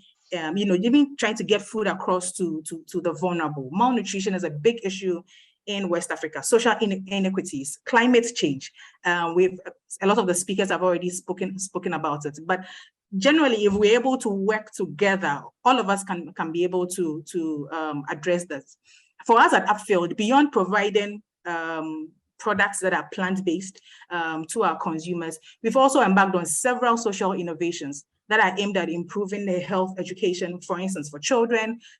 We have farmers projects across Africa, for instance. I'll use Africa as an example. Last year in Ghana, we launched a share parkland restoration project where we're giving back to the earth. If you go to the north today and you ask people who plants shea butter, they will tell you it is the birds that plant them. So we are always taking from the earth, but we don't give back, you know. And for us at Upfield, we think that that is not the way to run a sustainable business, or if you want to run a business that will stay for long term. If tomorrow our children are here and they are running the business, what legacy are we leaving for them? So we've embarked on some of these interventions. Even this year we commissioned a 100-ton capacity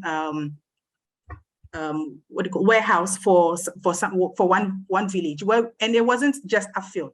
We did a bit of collaboration. So I've talked about collaboration, and we are doing it. So for us, it's not just talk, but we are actually delivering on the things that we say. Good. It's not just talk. You're walking the talk. Gordon, if you're there, how is Partners in Food Solutions supporting innovation in the food industry, and how is this creating impact? Yeah, thank you, Abna.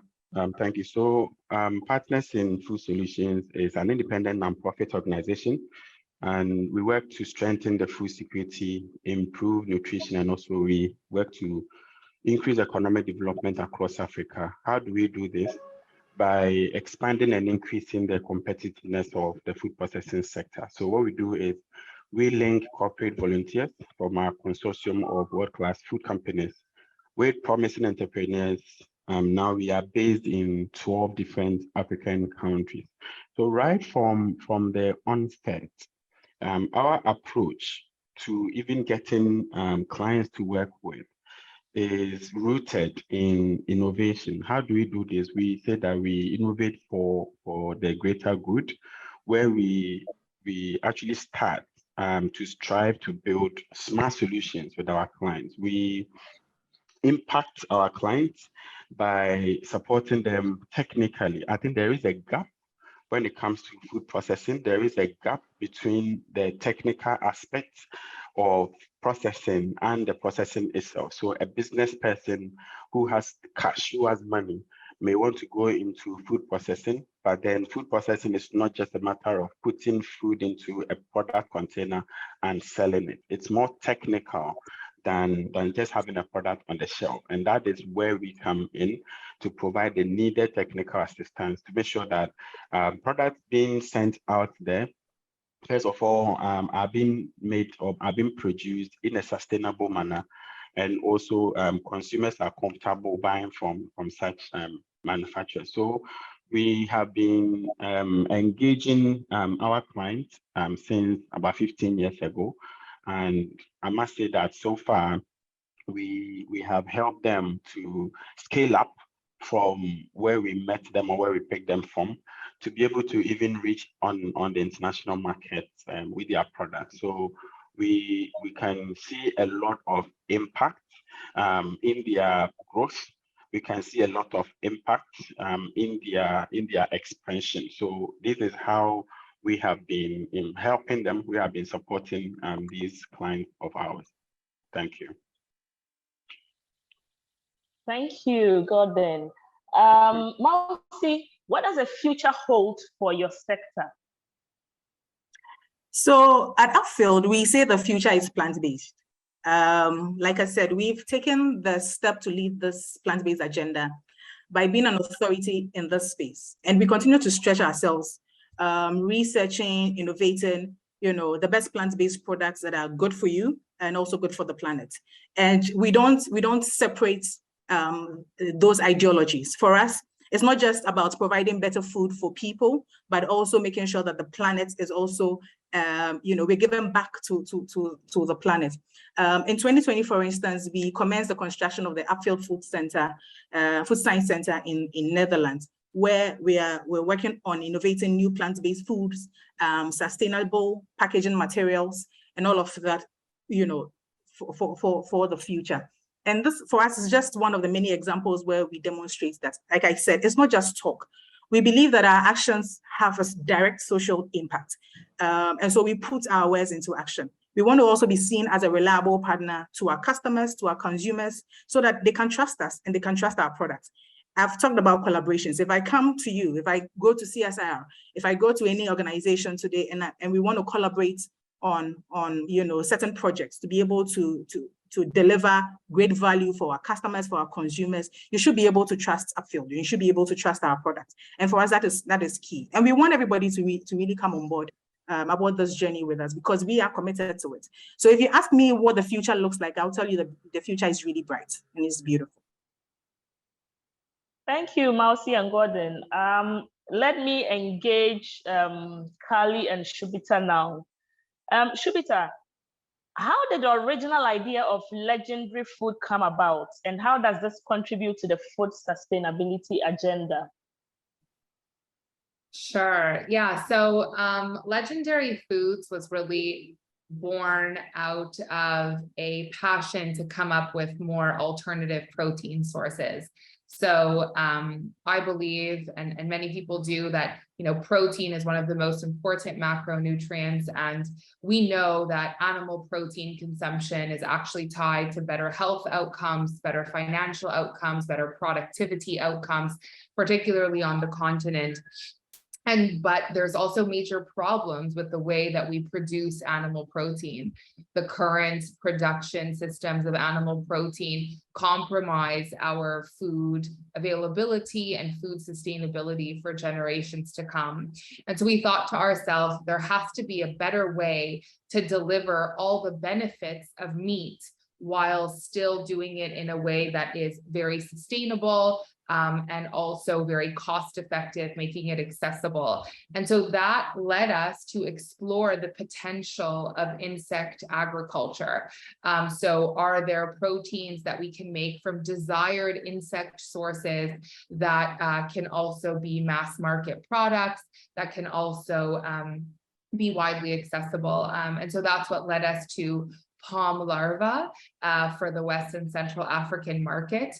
So we produce the technology to farm palm larvae and then also process it into value-added products.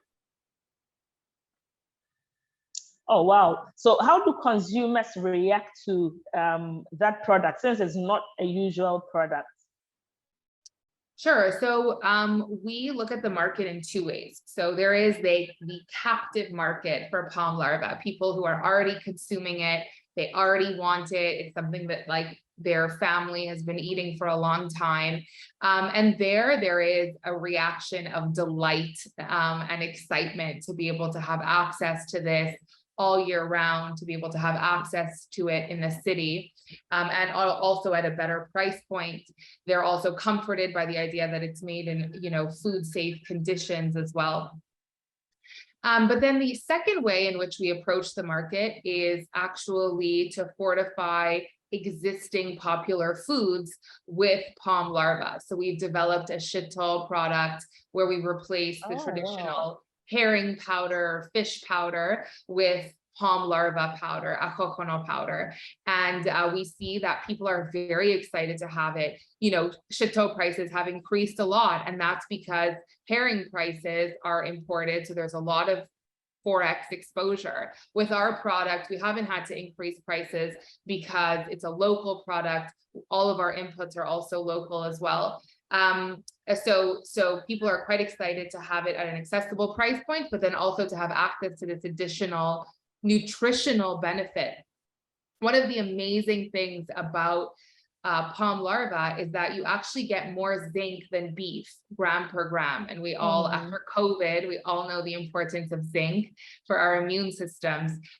So we see that consumers are excited to have this indigenously brilliant food available in a modern way, in a convenient way that makes local nutrition really accessible to them.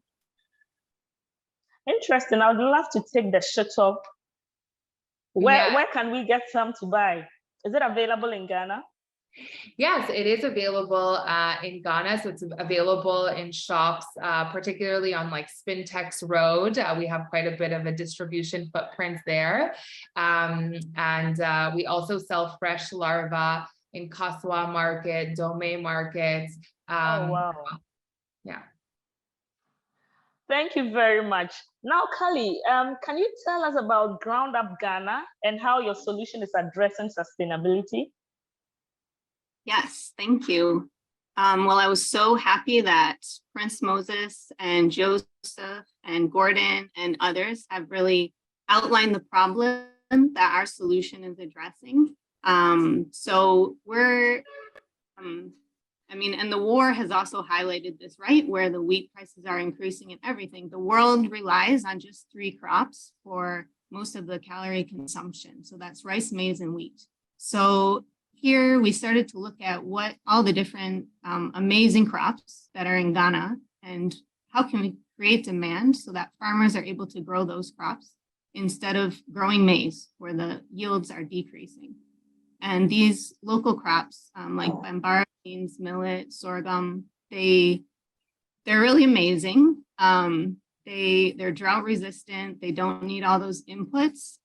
They can even improve soil health. So we're developing healthy snacks and other food ingredients like baking flour to use these crops so that we create the demand for those crops. And now it's also become really useful to have that alternative to wheat being worked on so that we can start to use those instead. And then we're now working on our sourcing from small scale farmers. We want at least 60% of the farmers that we're sourcing from to be women. We know that women are doing amazing farming work around Ghana, and they're still not as present as they should be in trainings and all those things. So we want to make that conscious effort to make sure that we recognize that. And if we need to find them, we do that work and we find them. And to do this, we're using the Fair Trade and B Corp frameworks to develop our processes so that right from the beginning, we have things in line to create positive social and environmental impacts in Ghana and hopefully globally as well. Great. What interventions do you think would be needed for agri-food startups like yours to scale? Yeah, one thing that's been challenging is that Ghana doesn't really have a category for startups or social enterprises.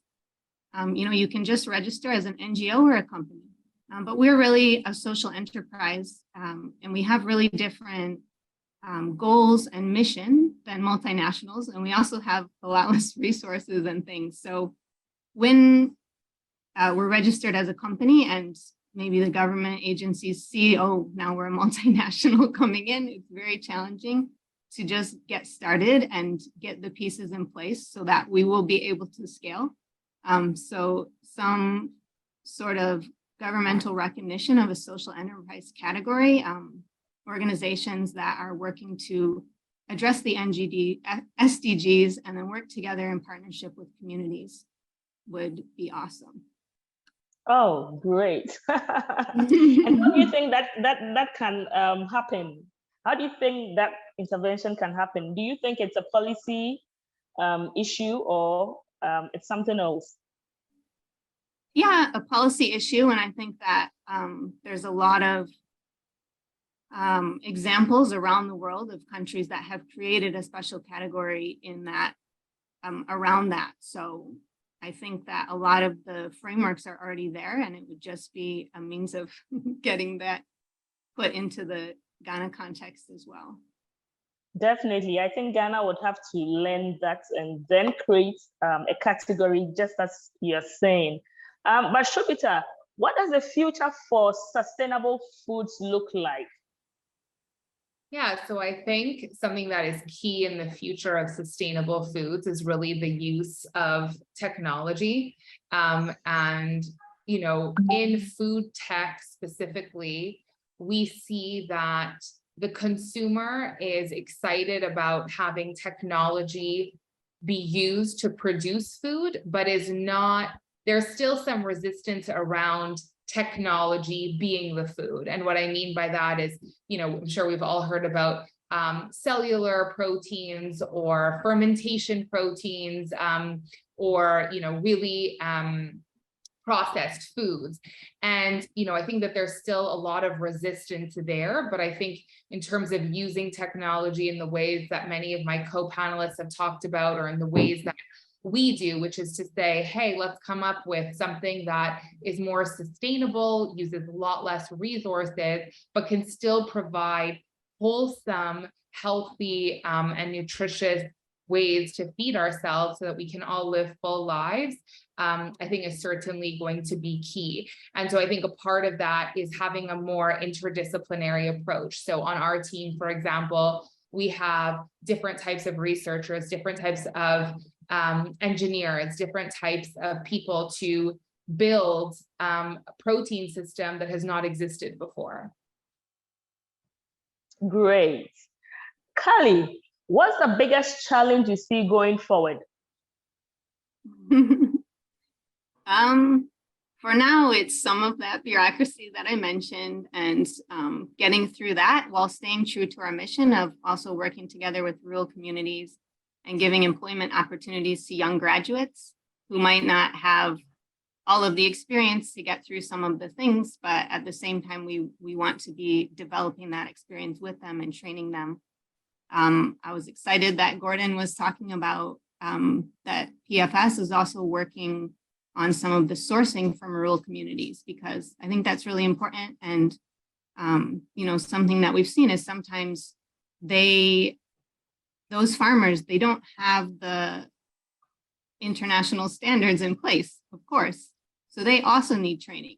But as a startup, we can't necessarily do every single thing. So we might not have the resources to do that training, but we do value sourcing from those communities. And so maybe partnerships like that can help to ensure that those rural farmers are being involved, but then the quality is also the quality that's needed. I agree with you. Resources are always a constraint, but are you optimistic about anything going forward? Oh yeah, definitely. I mean, talking to female farmers across Ghana, they're really interested in growing more of these other crops, you know, like Bambara beans. They grow them, but right now they just grow them for their family. And they grow maize because they know there's going to be a market for the maize. But if we can ensure them that we're the market for the Bambara beans or baobab fruit or other crops, then they can spend more time growing those crops and convert their fields, improve the soil health of their fields, use less chemical inputs and things as well. It's also exciting to see that a lot of young people in Ghana are getting more passionate about farming and climate action. I mean, there's so many amazing climate activists in Ghana, and that's really great to see. And then there's also a lot of exciting regenerative and climate smart agricultural projects going on in Ghana.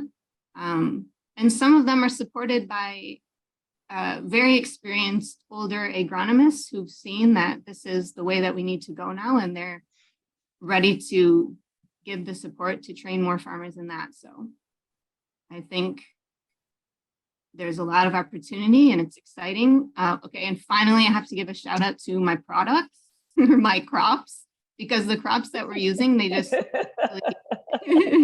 they're amazing, their taste and their versatility. And I'm just excited about how many products we can make with them and how people are going to be excited about eating the products that we're making. So it's fun. Oh, excited. Thank you very much. Now I'm throwing this to all of you. Are there any concluding remarks you'd like to make, Gordon? Yeah, thank you, Abna. I'm Gordon's happy still online. for, Okay. yes, I'm happy for this section, and thanks to all my colleagues for their input. I think that we have a great future looking at the kind of knowledge base available locally. And there's a need for major collaboration for us to achieve this goal. And I'm happy we have a lot of people getting involved day in, day out. And I'm happy to meet Shobita. Shobita happens to be very close. I tasted the shito the last time she visited, and I loved it. So I encourage everyone to go for that. So going forward, I think that we should do this quite often. The conversation has just started. It is not going to end now until we see results coming out. So let's keep this happening. Let's involve the food manufacturing companies as well, so that we will also get the real impact of the climate and any other thing we have discussed today on them, since they are in the field, like Shobita is in the field. Let's get other food processing companies involved in these activities. And let's learn from them, and let them also learn from each other. And I think we'll have a better future together. Thank you. Fantastic. With your concluding remarks, I have no option than to go and look for the shito to taste. Mausi, what's your conclusion remark on this topic? So first of all, I want to say thank you for the opportunity to share and also to learn from other esteemed thought leaders on the subject matter. The conversations we're having today are very important, but it doesn't just end at the conversations. Gordon has spoken about it. I think all the other panelists have also mentioned it. We need to drive a lot of collaborative actions that yield positive results. Do we have the power and the responsibility to transform the way people eat? I believe all of us on this call will agree the answer is yes. And for us at Upfield, that is why we have embarked on this journey to be the authority in the plant-based space and to help shape the industry for the benefit of our customers, for the benefit of our consumers and all of that. So as we are taking all these important steps, let's have at the back of our minds that it's the right thing to do. It holds us accountable. It creates more durable businesses for us for the long term, businesses that we can be proud of, but also giving back to the earth. And I'm going to take a cue from Kali. When you go out there, look out for Blue Band. If you're in other parts of West Africa, you can also look out for Rama. And then when you're consuming these products, know that you're consuming a product that is good for you, that is good for your health, and you're making a good choice for the planet as well. Thank you. Fantastic, Mausi. The Blue Band, is it the regular Blue Band products we know from Nestle, yes, or this is different? No, it wasn't from Nestle. It was with Unilever, but we've acquired it. Oh, okay. Yes. Oh, fantastic. That's great. That's great. Kali, any concluding remarks? Yeah, just thank you. It's been a lot of really great panelists, and I've learned a lot. I think highlighting partnerships is really great and important. And then there's a lot of potential in Ghana, the crops and the youth and the enthusiasm. So see how far we can go with it. Great. Shobita, any concluding remarks? Yeah, sure. I just think, we're all kind of navigating this economic turmoil together. And I think this is a real sort of economically based incentive and motivation to rethink how we're thinking about food and to really focus on more local solutions that are, locally, vertically, locally integrated in terms of raw inputs and sales, so that we can use agriculture also as a way for economic prosperity. Fantastic. I had a good session, and I know you all had a good session. And for all those who listened, I know you have learned a lot. The recording will be available. So if you didn't understand anything, I think the listeners can go back and then learn. But I'm very grateful for all of you participating. Thank you, thank you, thank you very much for this insightful session. Anita, take it up. Thank you very much, Abna. That was really interesting. Now we move on to our very last panel. The topic is exploring the opportunities for private sector investment and funding to change the game in agri-food tech. The moderator is Nana Ochribedu. So Nana Ochribedu, please take over from me. Right. Thank you very much, Anita. And a big thank you to all those who have preceded our panel. I think the tone has been set very well. And it's very adept that our panel is last, but not the least. Because at the end of the day, the buck falls on the money to implement all of these wonderful innovations, partnerships, and solutions that we need moving forward. So let me start by introducing my panel. So my panel is of a diverse nature. First on my panel is Stephanie. So Stephanie Dorsey is a venture capitalist and runs a private equity company based out of New Orleans, Louisiana in the US, who are into investments in disruptive food and technology. The second member of my panel is Mr. Techi Shaha, who has extensive knowledge and experience when it comes to financial services and frameworks to support investments. And he is currently the COO of Gersal, which is a government-supported agency which incentivizes private commercial banks to invest in agriculture. And last but not least, my last panelist is Mr. Kwabna Opong Chicheku, who is a lawyer and partner at CQ Legal and Consulting. Mr. Opong Chicheku has a lot of interest and knowledge when it comes to the agribusiness space, among others. So, ladies and gentlemen, you are very welcome. Now, so to set the tone for our discussion, there's a few things that I want to highlight, which will drive the conversation that we are going to have. And let me start by saying that access to finance for agriculture is a very extensively discussed topic. But however, it continues to be extensive because it looks like we are not finding the solution.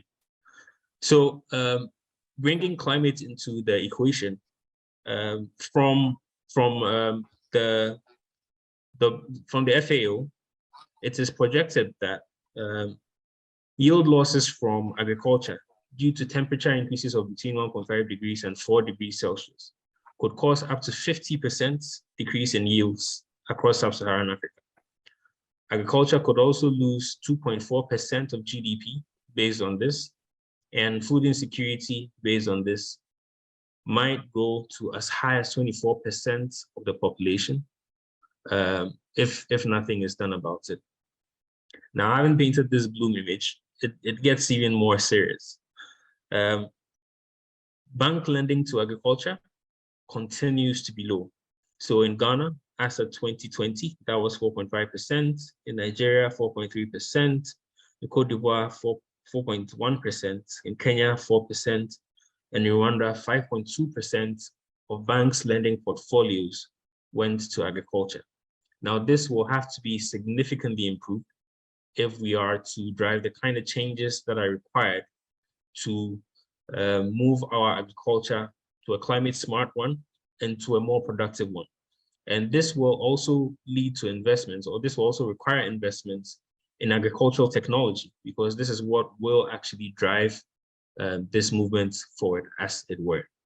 But unfortunately, things such as increased perception of risk in agribusiness, low access to finance, increases in food imports and its related inflationary pressures, and then reduced exports and foreign exchange earnings for countries who are dependent in agriculture seems to mitigate these. And so it is on the background of these facts that we are going to have our discussion today around innovating to support agribusiness and technology in agriculture. So without much ado, I will start with you, Stephanie. Stephanie, I hope you're with us. Yes, I'm here. Thanks for having me. Nice. Thanks for making time to be with us, Stephanie. And first of all, I'd like you to give us a little background about what you and the team at E2JDJ are up to. And then we will get into our first set of questions for the day. Yeah, absolutely. So I'm Stephanie Dorsey, founding partner of E2JDJ. We're an early stage venture fund focused on sustainable food and ag. So for us, that means that we look across the value chain from production to consumption. So everything from on the farm technologies like robotics and biologics to midstream supply chain plays to downstream consumer facing products. I'm really investing at the intersection of food systems, health, and the environment. Focus at early stages, so seed to pre-series A is our sweet spot. We primarily invest in the US, but we've also made investments globally so far in Berlin and Tel Aviv, so continuing to expand and really excited to speak with you all today. Great. And we hope you are bringing some of those investments that are in Tel Aviv and co to the likes of Accra and Kumasi and co. Absolutely. Right. So doing these investments, there's definitely an innovation to what you do, or there are things, tools, financing structures that you guys are adopting that is not really common or popular in this part of the world. But those are the kinds of things that we are going to have to explore if we are going to beat the status quo. So I'd like to know what kinds of financing that you have done in the food and agri-tech space recently, and how you think you can leverage some of these in our parts of the world. Yeah, absolutely. So, for us, the most common is, safe notes, also price equity, as well as convertible notes. So those are really the types of equity financing that we take part in. I would say in the region, we've also seen AgTech deals being done with venture debt as well. So I would say they're Stephanie, sorry to interrupt, but can you give us just a little explanation of what those fancy Yeah, absolutely. Yeah, so safe notes are essentially simple agreements for future equity. So venture equity is really around getting a percentage of the company, and then once there is an exit, that's how the investor is paid back. And then with venture debt, it's more traditional loans, but it's actually higher interest rates. So they're both intended for higher pace, higher fast executing businesses. And I would say that's sort of where, we've seen some of the challenges with AgTech is because, venture primarily is for, fast-paced businesses that are asset light. And then you're looking at, for instance, farming robotics that are more hardware focused, that have more and higher CapEx. And so you have to think about the pace of execution versus the expectations of your investors. And so that's really where we've seen, investors actually have to understand the framework. And that's why a lot of AgTech investing is done by specialist firms, and generalist firms typically come in, sort of later down the road once it's been tried and tested and there's data points and there's traction, there's revenue, et cetera. So I would definitely say that you have to think about, the types of investors that are coming in, and then also think about, sort of the speed. And I think one of the challenges is around, AgTech is so early. I would say meaningfully, really venture funding on the continent has emerged in the past 5 to 8 years. And you see Silicon Valley, it's been around for 46 years or so. So it's an ecosystem that needs to be built around the entrepreneur so that they can have, the funding at every stage and also have the different interactions with different players to be able to build out. For AgTech, for instance, entrepreneurs are building the whole tech stack from scratch. So you can imagine how much harder it is to actually get to speed when you're trying to just sort of do everything incrementally on your own. So, it's really going to take time, but I think you have to think about sort of the drawbacks and the pros of getting particular types of funding. But the main issue to be concerned about is the pace at which you'll, sort of go, because venture funding is just one part of the funding journey. There's also other types of funding that you can get in the form of loans. And we can talk about and get into that later with, other types of support. But I would say venture funding is just one part of a financing journey, but it doesn't have to be the only one. Yeah, and that's interesting because we're going to need things like venture funding to come into the space very strongly, because the traditional lending products that we have in this part of the world are at odds with the kinds of cash flows that traditionally you see in agriculture, because here farming is very seasonal. So you're not seeing money every month, right? And so these are some of the things that will need to come into the space so that we can innovate and finance entrepreneurs in the agribusiness space. But in bringing these sorts of things to let's say Ghana, right? What are some of the impediments that you see in implementing or in operating in this part of the world? Yeah, I would say, when I compare it to the AgTech scene in the US, it's really around small farm holders. And so if you take a look at some of the companies that we've invested in, they're going after large enterprise customers. And so what that practically means is that it's going to be less expensive when you think about sales and distribution. And so when you think about trying to sort of go directly to growers, going directly to small farm holders, it really just has a risk early on, particularly a lot of the companies on the continent in the AgTech sector are early stage businesses. I think it's around 80%. So it gives a higher risk of failure. And I think that's, when investors are thinking about the risk, they're thinking about, what are the chances that a startup will fail? We know 1 in 10 fail. So what makes it, a higher likelihood of success or a lower likelihood of success? And I think that sort of scares off investors, but you've seen some startups get around that. And so, that's why I would say midstream technologies, for instance, are really emerging in the AgTech space. I think that was around 61% of all AgTech funding last year. So it's really emerging to be able to actually connect players as opposed to sort of going out to small farm holders and selling, on the farm technologies.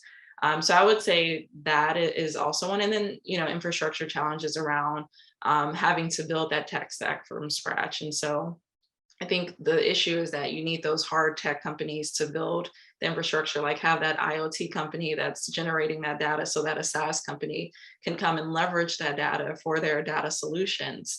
But if you don't have the underlying technologies, you can't create those enabling technologies. So I would say really having that tech stack to build upon is also a bit challenging because, the VC funds will all run to that SaaS business, but you need that IoT business in the first place to be able to have that SaaS business. Right. So it does really point to a value chain approach in investing.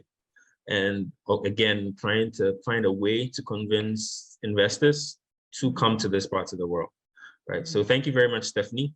And having mentioned the magic word, which is risk, I will then move on to my next panel member, Mr. Tichi Shahar. So Mr. Shahar, thank you very much for joining us. If you could please introduce yourself quickly, then we'll get on with it. Mr. Shahar. Thank you, Nana. Yeah, as you indicated earlier, I'm the Chief Operating Officer of GESA. GESA is Ghana Incentive-Based Risk Sharing System for Agricultural Lending. And GESA was set up based on your earlier premise of the fact that lending to the agri sector as a percentage of commercial lending is low. And it's due to the fact that financial institutions perceive agriculture as risky. So government in 2018 set up GESA, which became operational in 2019 to help the risk agricultural financing to stimulate lending to this sector by financial institutions. And how do we do this? Currently, we're using two tools. in our recent effort. The first one is our risk sharing facility that we use to provide risk guarantee cover on loans that financial institutions lend to agribusinesses, and including farmers. And this risk sharing facility can go up to 70% of the principal amount that the financial institutions provide. And then the second tool is the technical assistance facility, which we using to build the capacity and training of staff of financial institutions to enhance their knowledge in agriculture and agribusiness operations. And I must say that banks shy away from agri mostly because they don't appreciate or understand the agriculture and agribusiness operations very well. So as guests, our approach is to identify and mitigate risks in agricultural financing. So we support this financial institution with respect to when they looking at funding proposals from applicants, how they should go approach it in analyzing some of these risks and mitigating measures that be in place so that these loans the applicants will be able to utilize it and pay back. So I think what you mentioned about the genesis of GERSOL is very much in line with the policy direction that the African Union intended to adopt. I'm a bit of a researcher and a policy analyst myself, so I like some of these things. And people in that space, of course, are very familiar with the Malabo Declaration of 2014, which instructs governments to invest up to 10% of GDP in agriculture. So that is very popular. Now, what is not as popular is the second part of that particular section, which reads that the African countries are also supposed to create and enhance necessary appropriate policy and institutional conditions and support systems to facilitate private investments in agriculture and agribusiness by giving priority to local investors, right? And so that being said, it looks like GERSOL, setting up GERSOL is quite in line with this, right? And so, like you rightly mentioned, GERSOL's been around for 4 years. And in that time, I'm sure a lot has gone on. And we're happy that you have been there from the inception. So I would like to know, in this 4-year period of GERSOL's short existence, what have been the impacts in general? And more specifically, what are some of the notable challenges and successes that the institution has faced?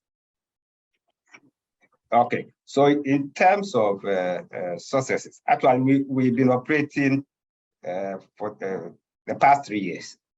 Okay. It was set up in 2018, but we started actual operationalization in July 2019. And since we started, currently 22 financial institutions have signed on to benefit from our support. And these include universal banks, savings and loans, rural and community banks, farm managers, and impact investors. And out of these 22, about 12 of them are actively participating on the scheme in terms of bringing applications to the scheme. And I must say that within this space of 3 years, we've been able to use the guarantee to cover loans valued over 700 million, benefiting 98 agribusinesses. And these agribusinesses are operating in 15 different commodity value chains across Ghana. And most of these loans, if it hadn't been to the fact that there is a guarantee, these financial institutions were not going provide those loans to these financial institutions. And in addition to this, our technical assistance facility has also been very strong and well received by the financial institutions. We do this in two ways. One is collaboration with the National Banking College, where we providing training to staff of the financial institutions, taking them through the various commodity value chains. What are the cycles, the challenges, the risks and mitigants, and also appraisal techniques with respect to agribusiness facilities, because in assessing or evaluating agribusiness applications, you can't use the same brush as financial institutions use in looking at, let's say, a trading application. And in terms of participation, it has been very encouraging. We have over 360 staff coming through National Banking College for this capacity building.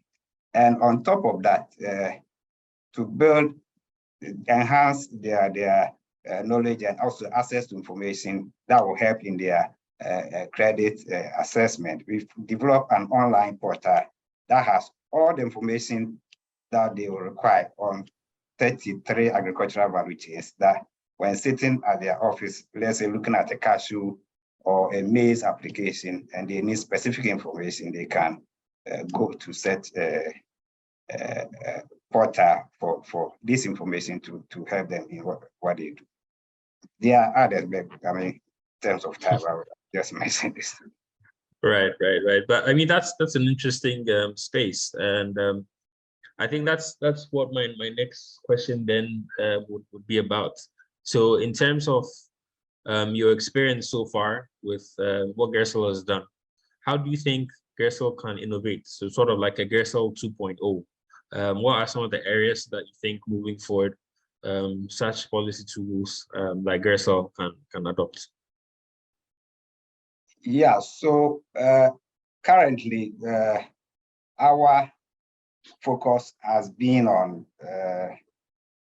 building the capacity of the financial institutions.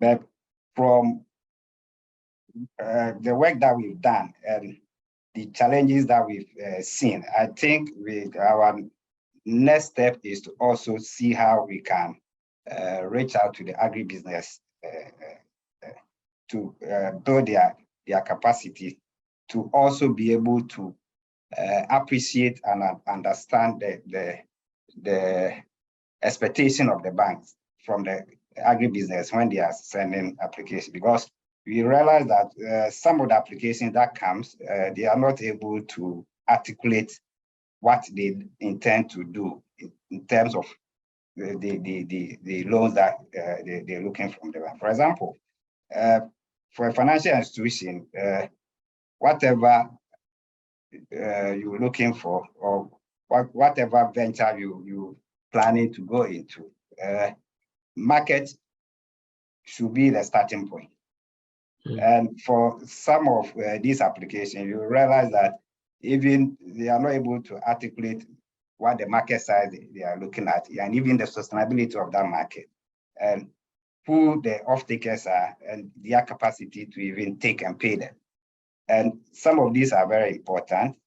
The financial institutions are in the business of, I always say, selling money.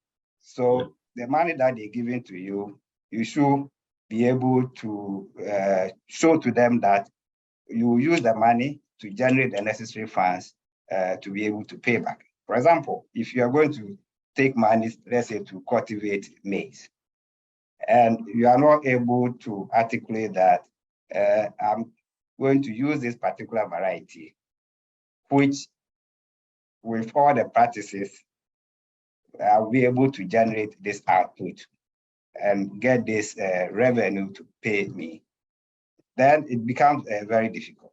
And I'll give a very typical example. And most of the application that comes to us that we decline, especially in the agro processing area. There are businesses that comes, they want to set up, let's say, a fruit juice processing factory. Let's say a 5 metric ton plant per hour factory.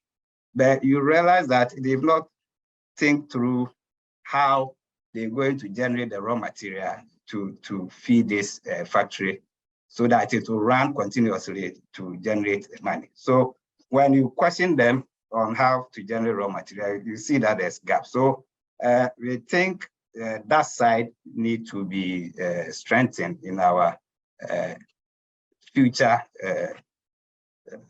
work in terms of looking at the agribusinesses. We may not be able to do it, but maybe working through other partners, we'll be able to help build the capacity of agribusinesses. Right. I think that's very important. So you have professionals like my previous colleague Abna and Co. And her panel, who are experts in certain fields, who you can most likely leverage on to carry out some of these things, right? And that's quite important. But thank you very much, Mr. Sarah. I think what you said regarding entrepreneurs and them not knowing how to, or not understanding the requirements of these financial institutions, it's a very important aspect of access to finance. Because if you do not know how to go about getting the money, then you just be moving around in circles. And that leaves you very vulnerable to all kinds of things, especially even outside of the typical bank lending space. When it comes to the private space, that's even more dangerous. And that takes me to my next question and to my next panelist. So Kobna, I hope you haven't been called for too long.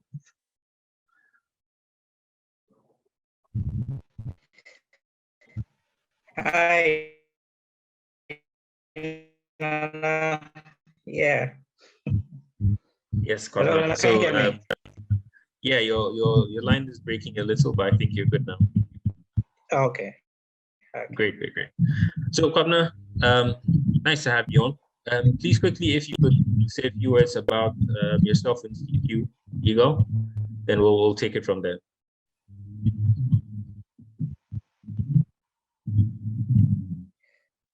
Okay. So I am a lawyer in Ghana. I'm a managing associate at CQ Legal and Consulting. So CQ is a law firm in Accra. So as I was saying, one of the practice areas of CQ Legal is in the agribusiness, and which I am very keen into it. Yes. Okay. Cool.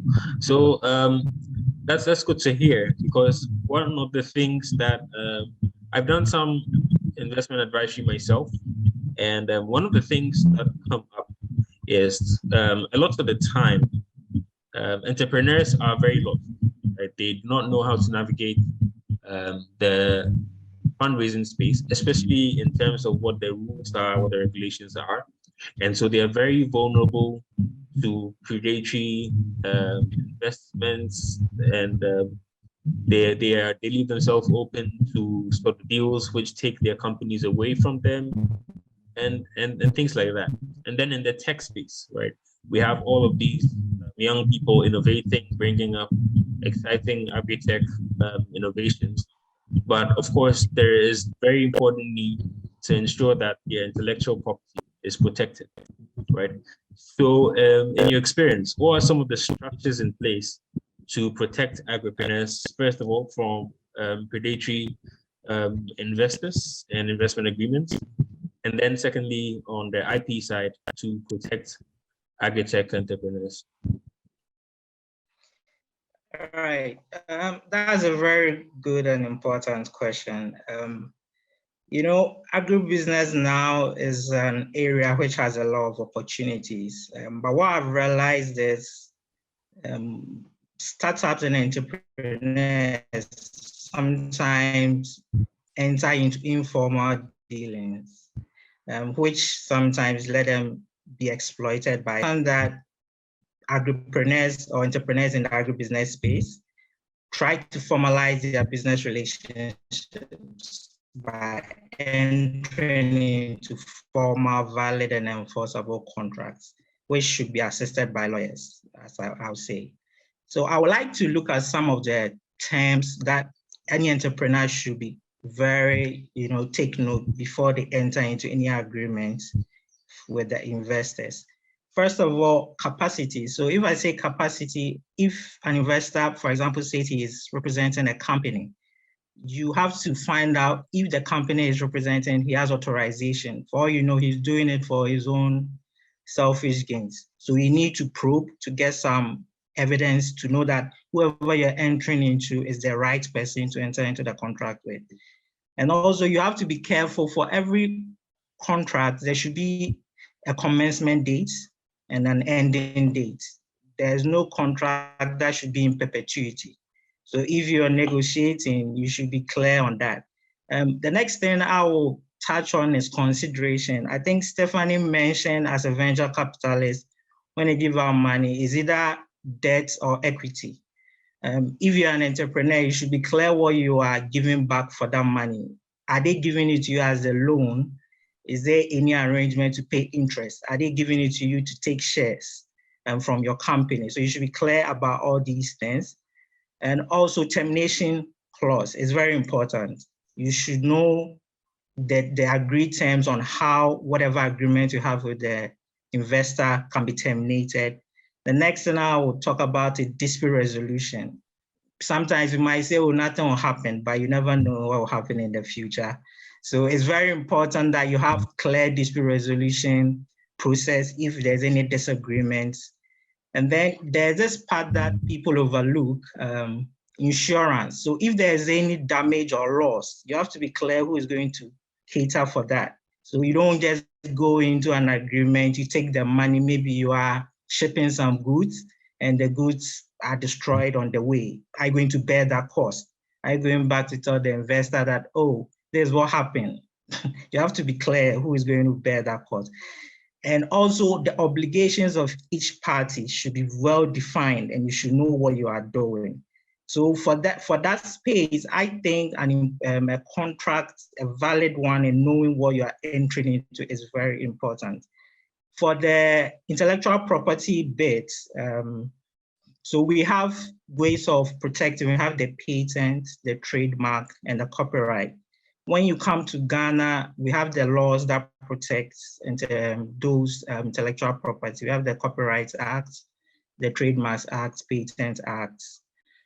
So copyright basically involves, creation of the mind, such as literary works, software programs, movies, those other related.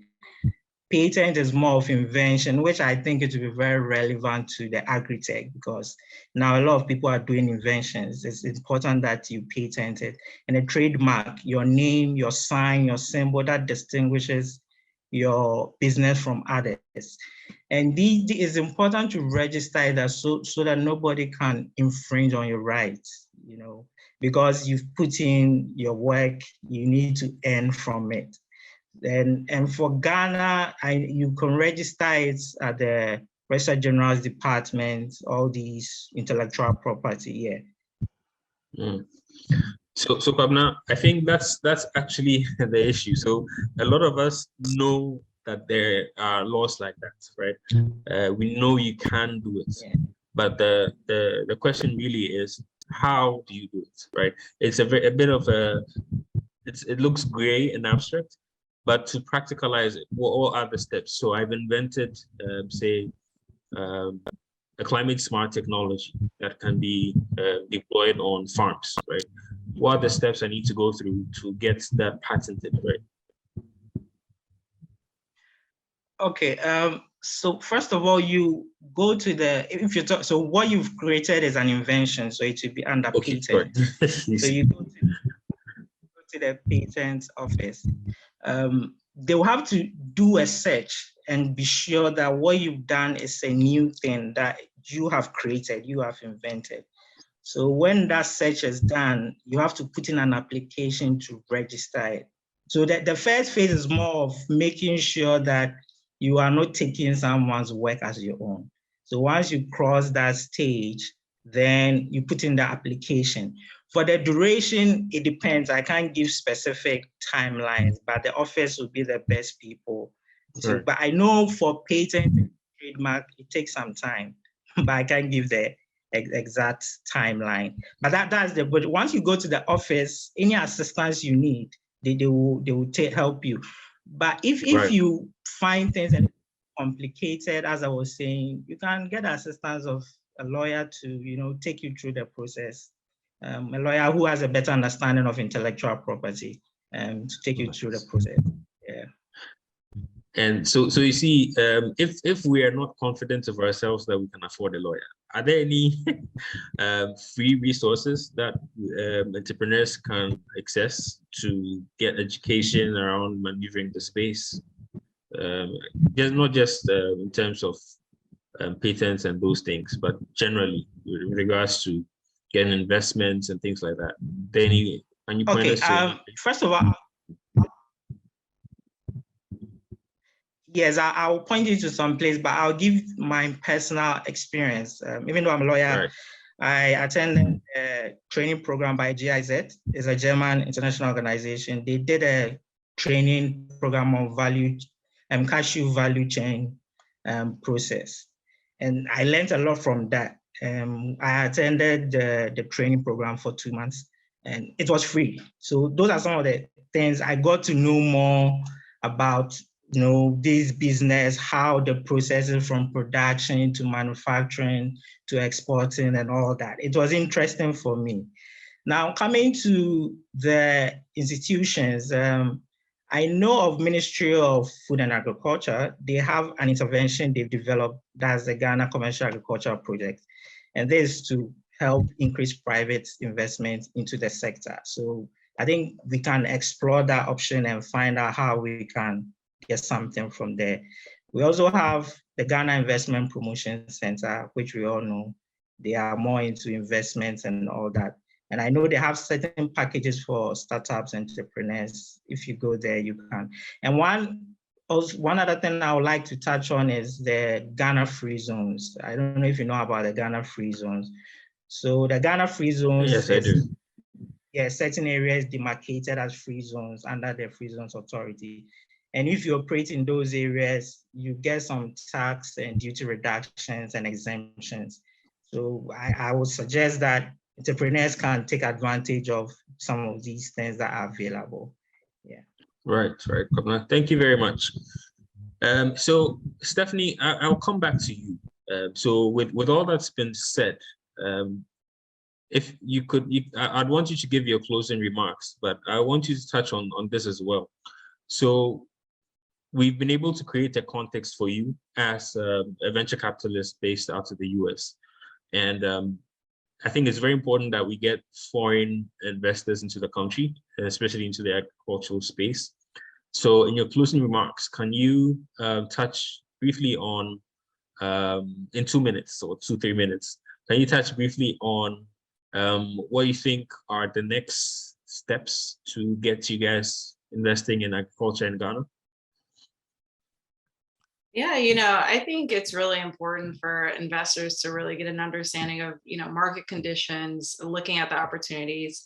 I would say, as VC investors, that they're always looking for new geographies. They're looking to be on the front end of a new cycle. And that's what you've seen with the boom of VC investing in, Africa. I think, as you think about the global macroeconomic trends and the VC downward trending, when you think about the funding cycles and what's happening all over the world, Africa has actually been defying that.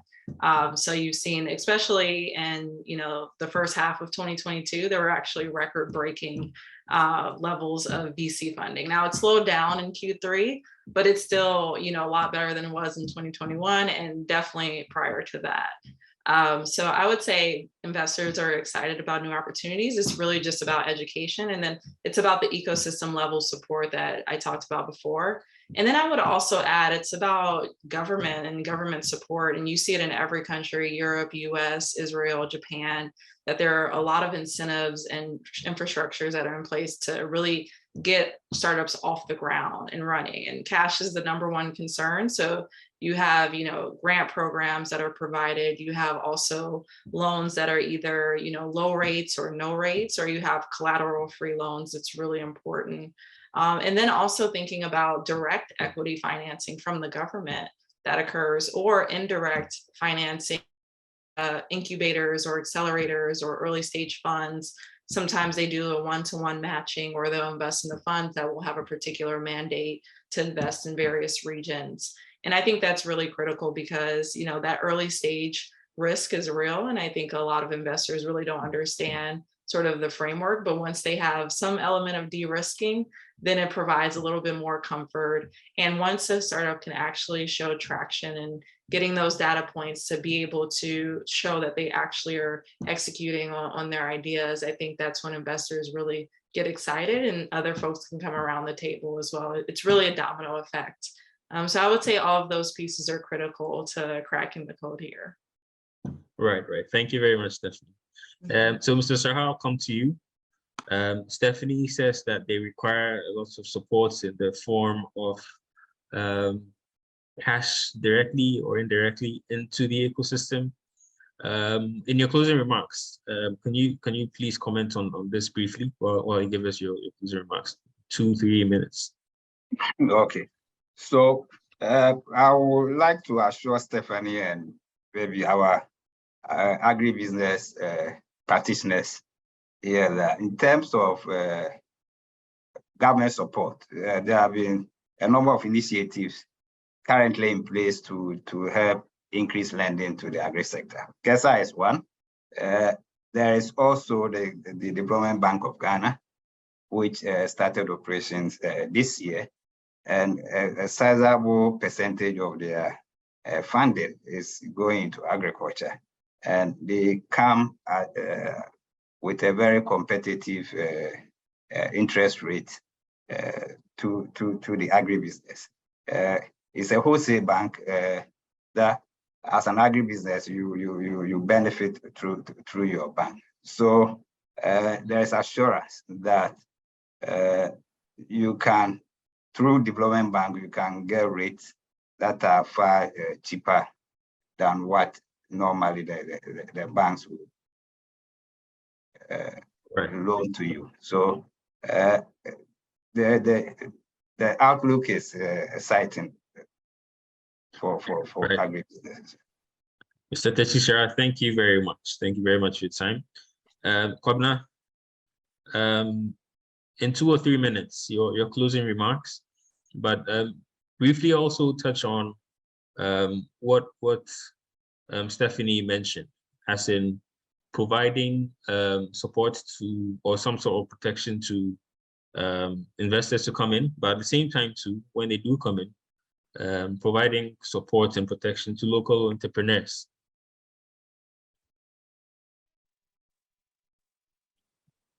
Kwabna. I was saying that I think that there are already certain things in place, but what I think is more of implementation and effectiveness of it. As he rightly said, government is trying to do things, but it's more about implementing it. When you ask me in terms of laws, we have beautiful laws in this country, but it's more about enforcing it. What I will add is, I will suggest that we have more partnerships amongst ourselves.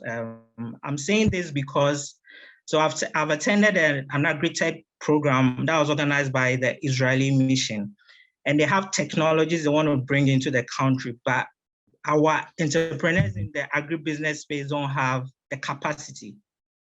And to get this capacity to be able to acquire this, to expand whatever we are doing, if we can come together, I think we can do more. So, well, that's what I would want to see.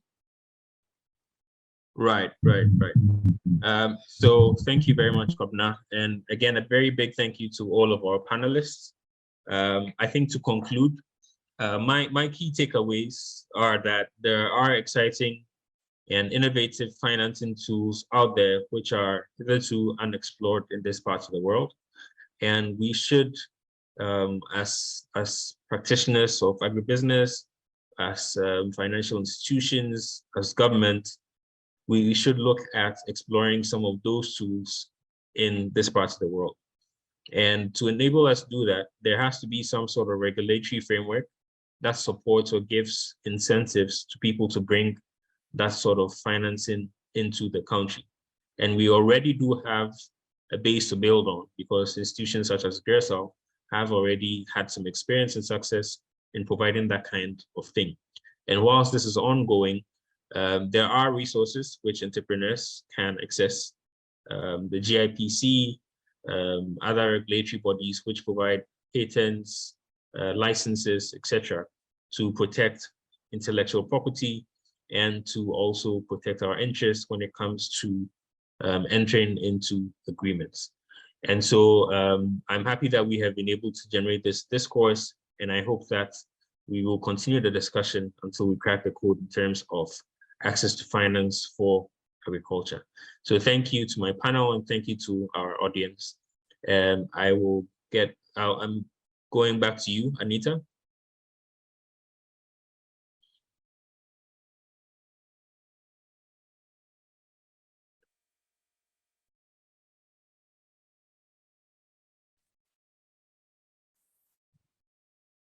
Thank you very much. That was very insightful. Thank you to all our moderators and thank you to all our guests, our panelists, sorry.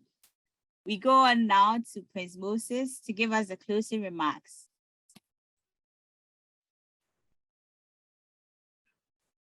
Thank you very much, Anita.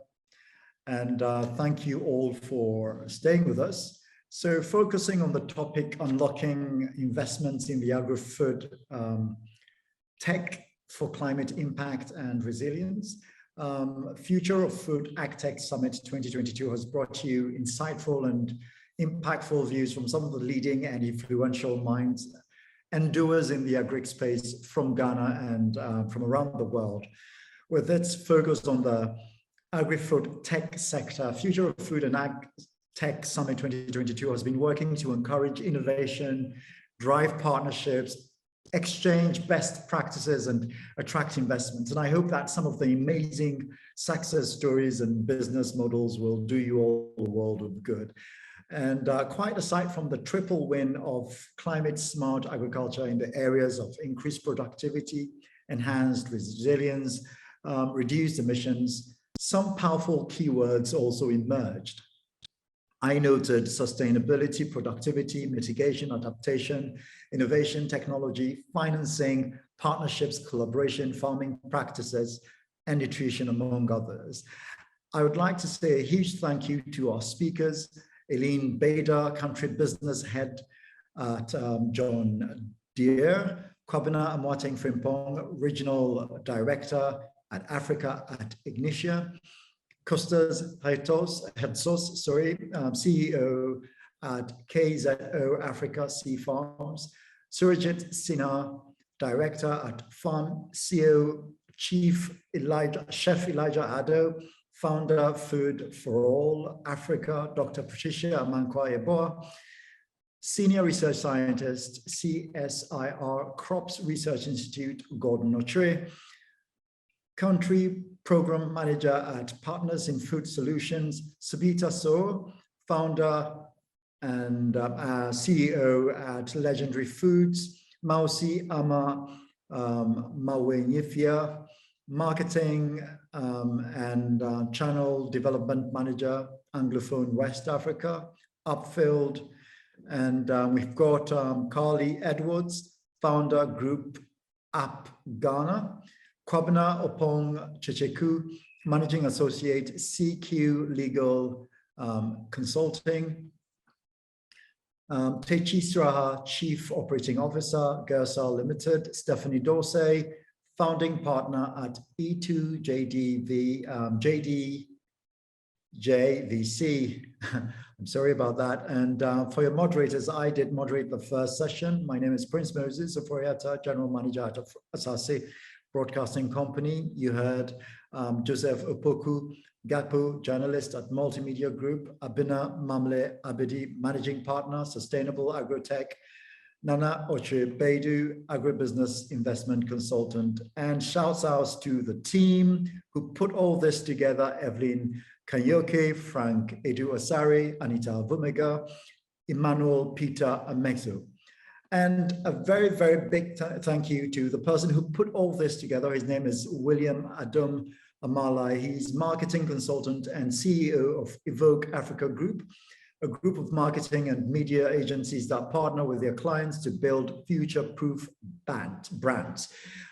William has a strong passion for sustainability, particularly as it pertains to food and agriculture, hence his desire to partner with stakeholders within and outside the agribusiness industry to convene this thought leadership platform, which he believes has the potential to contribute to a robust food system. So thank you very much. You may follow us on Future of Food and AgTech Summit on Facebook. On LinkedIn, you can do Future of Food and AgTech Summit.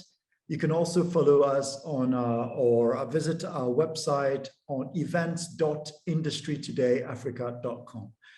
My name is Prince Moses, and it has been fantastic doing this with you. If William would like to say a word or two, otherwise over to you, Anita.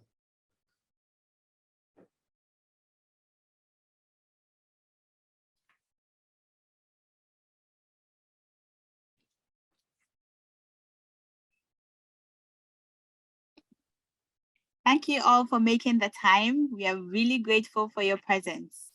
And Prince said it all, so I think this is the end. Thank you. Thank you.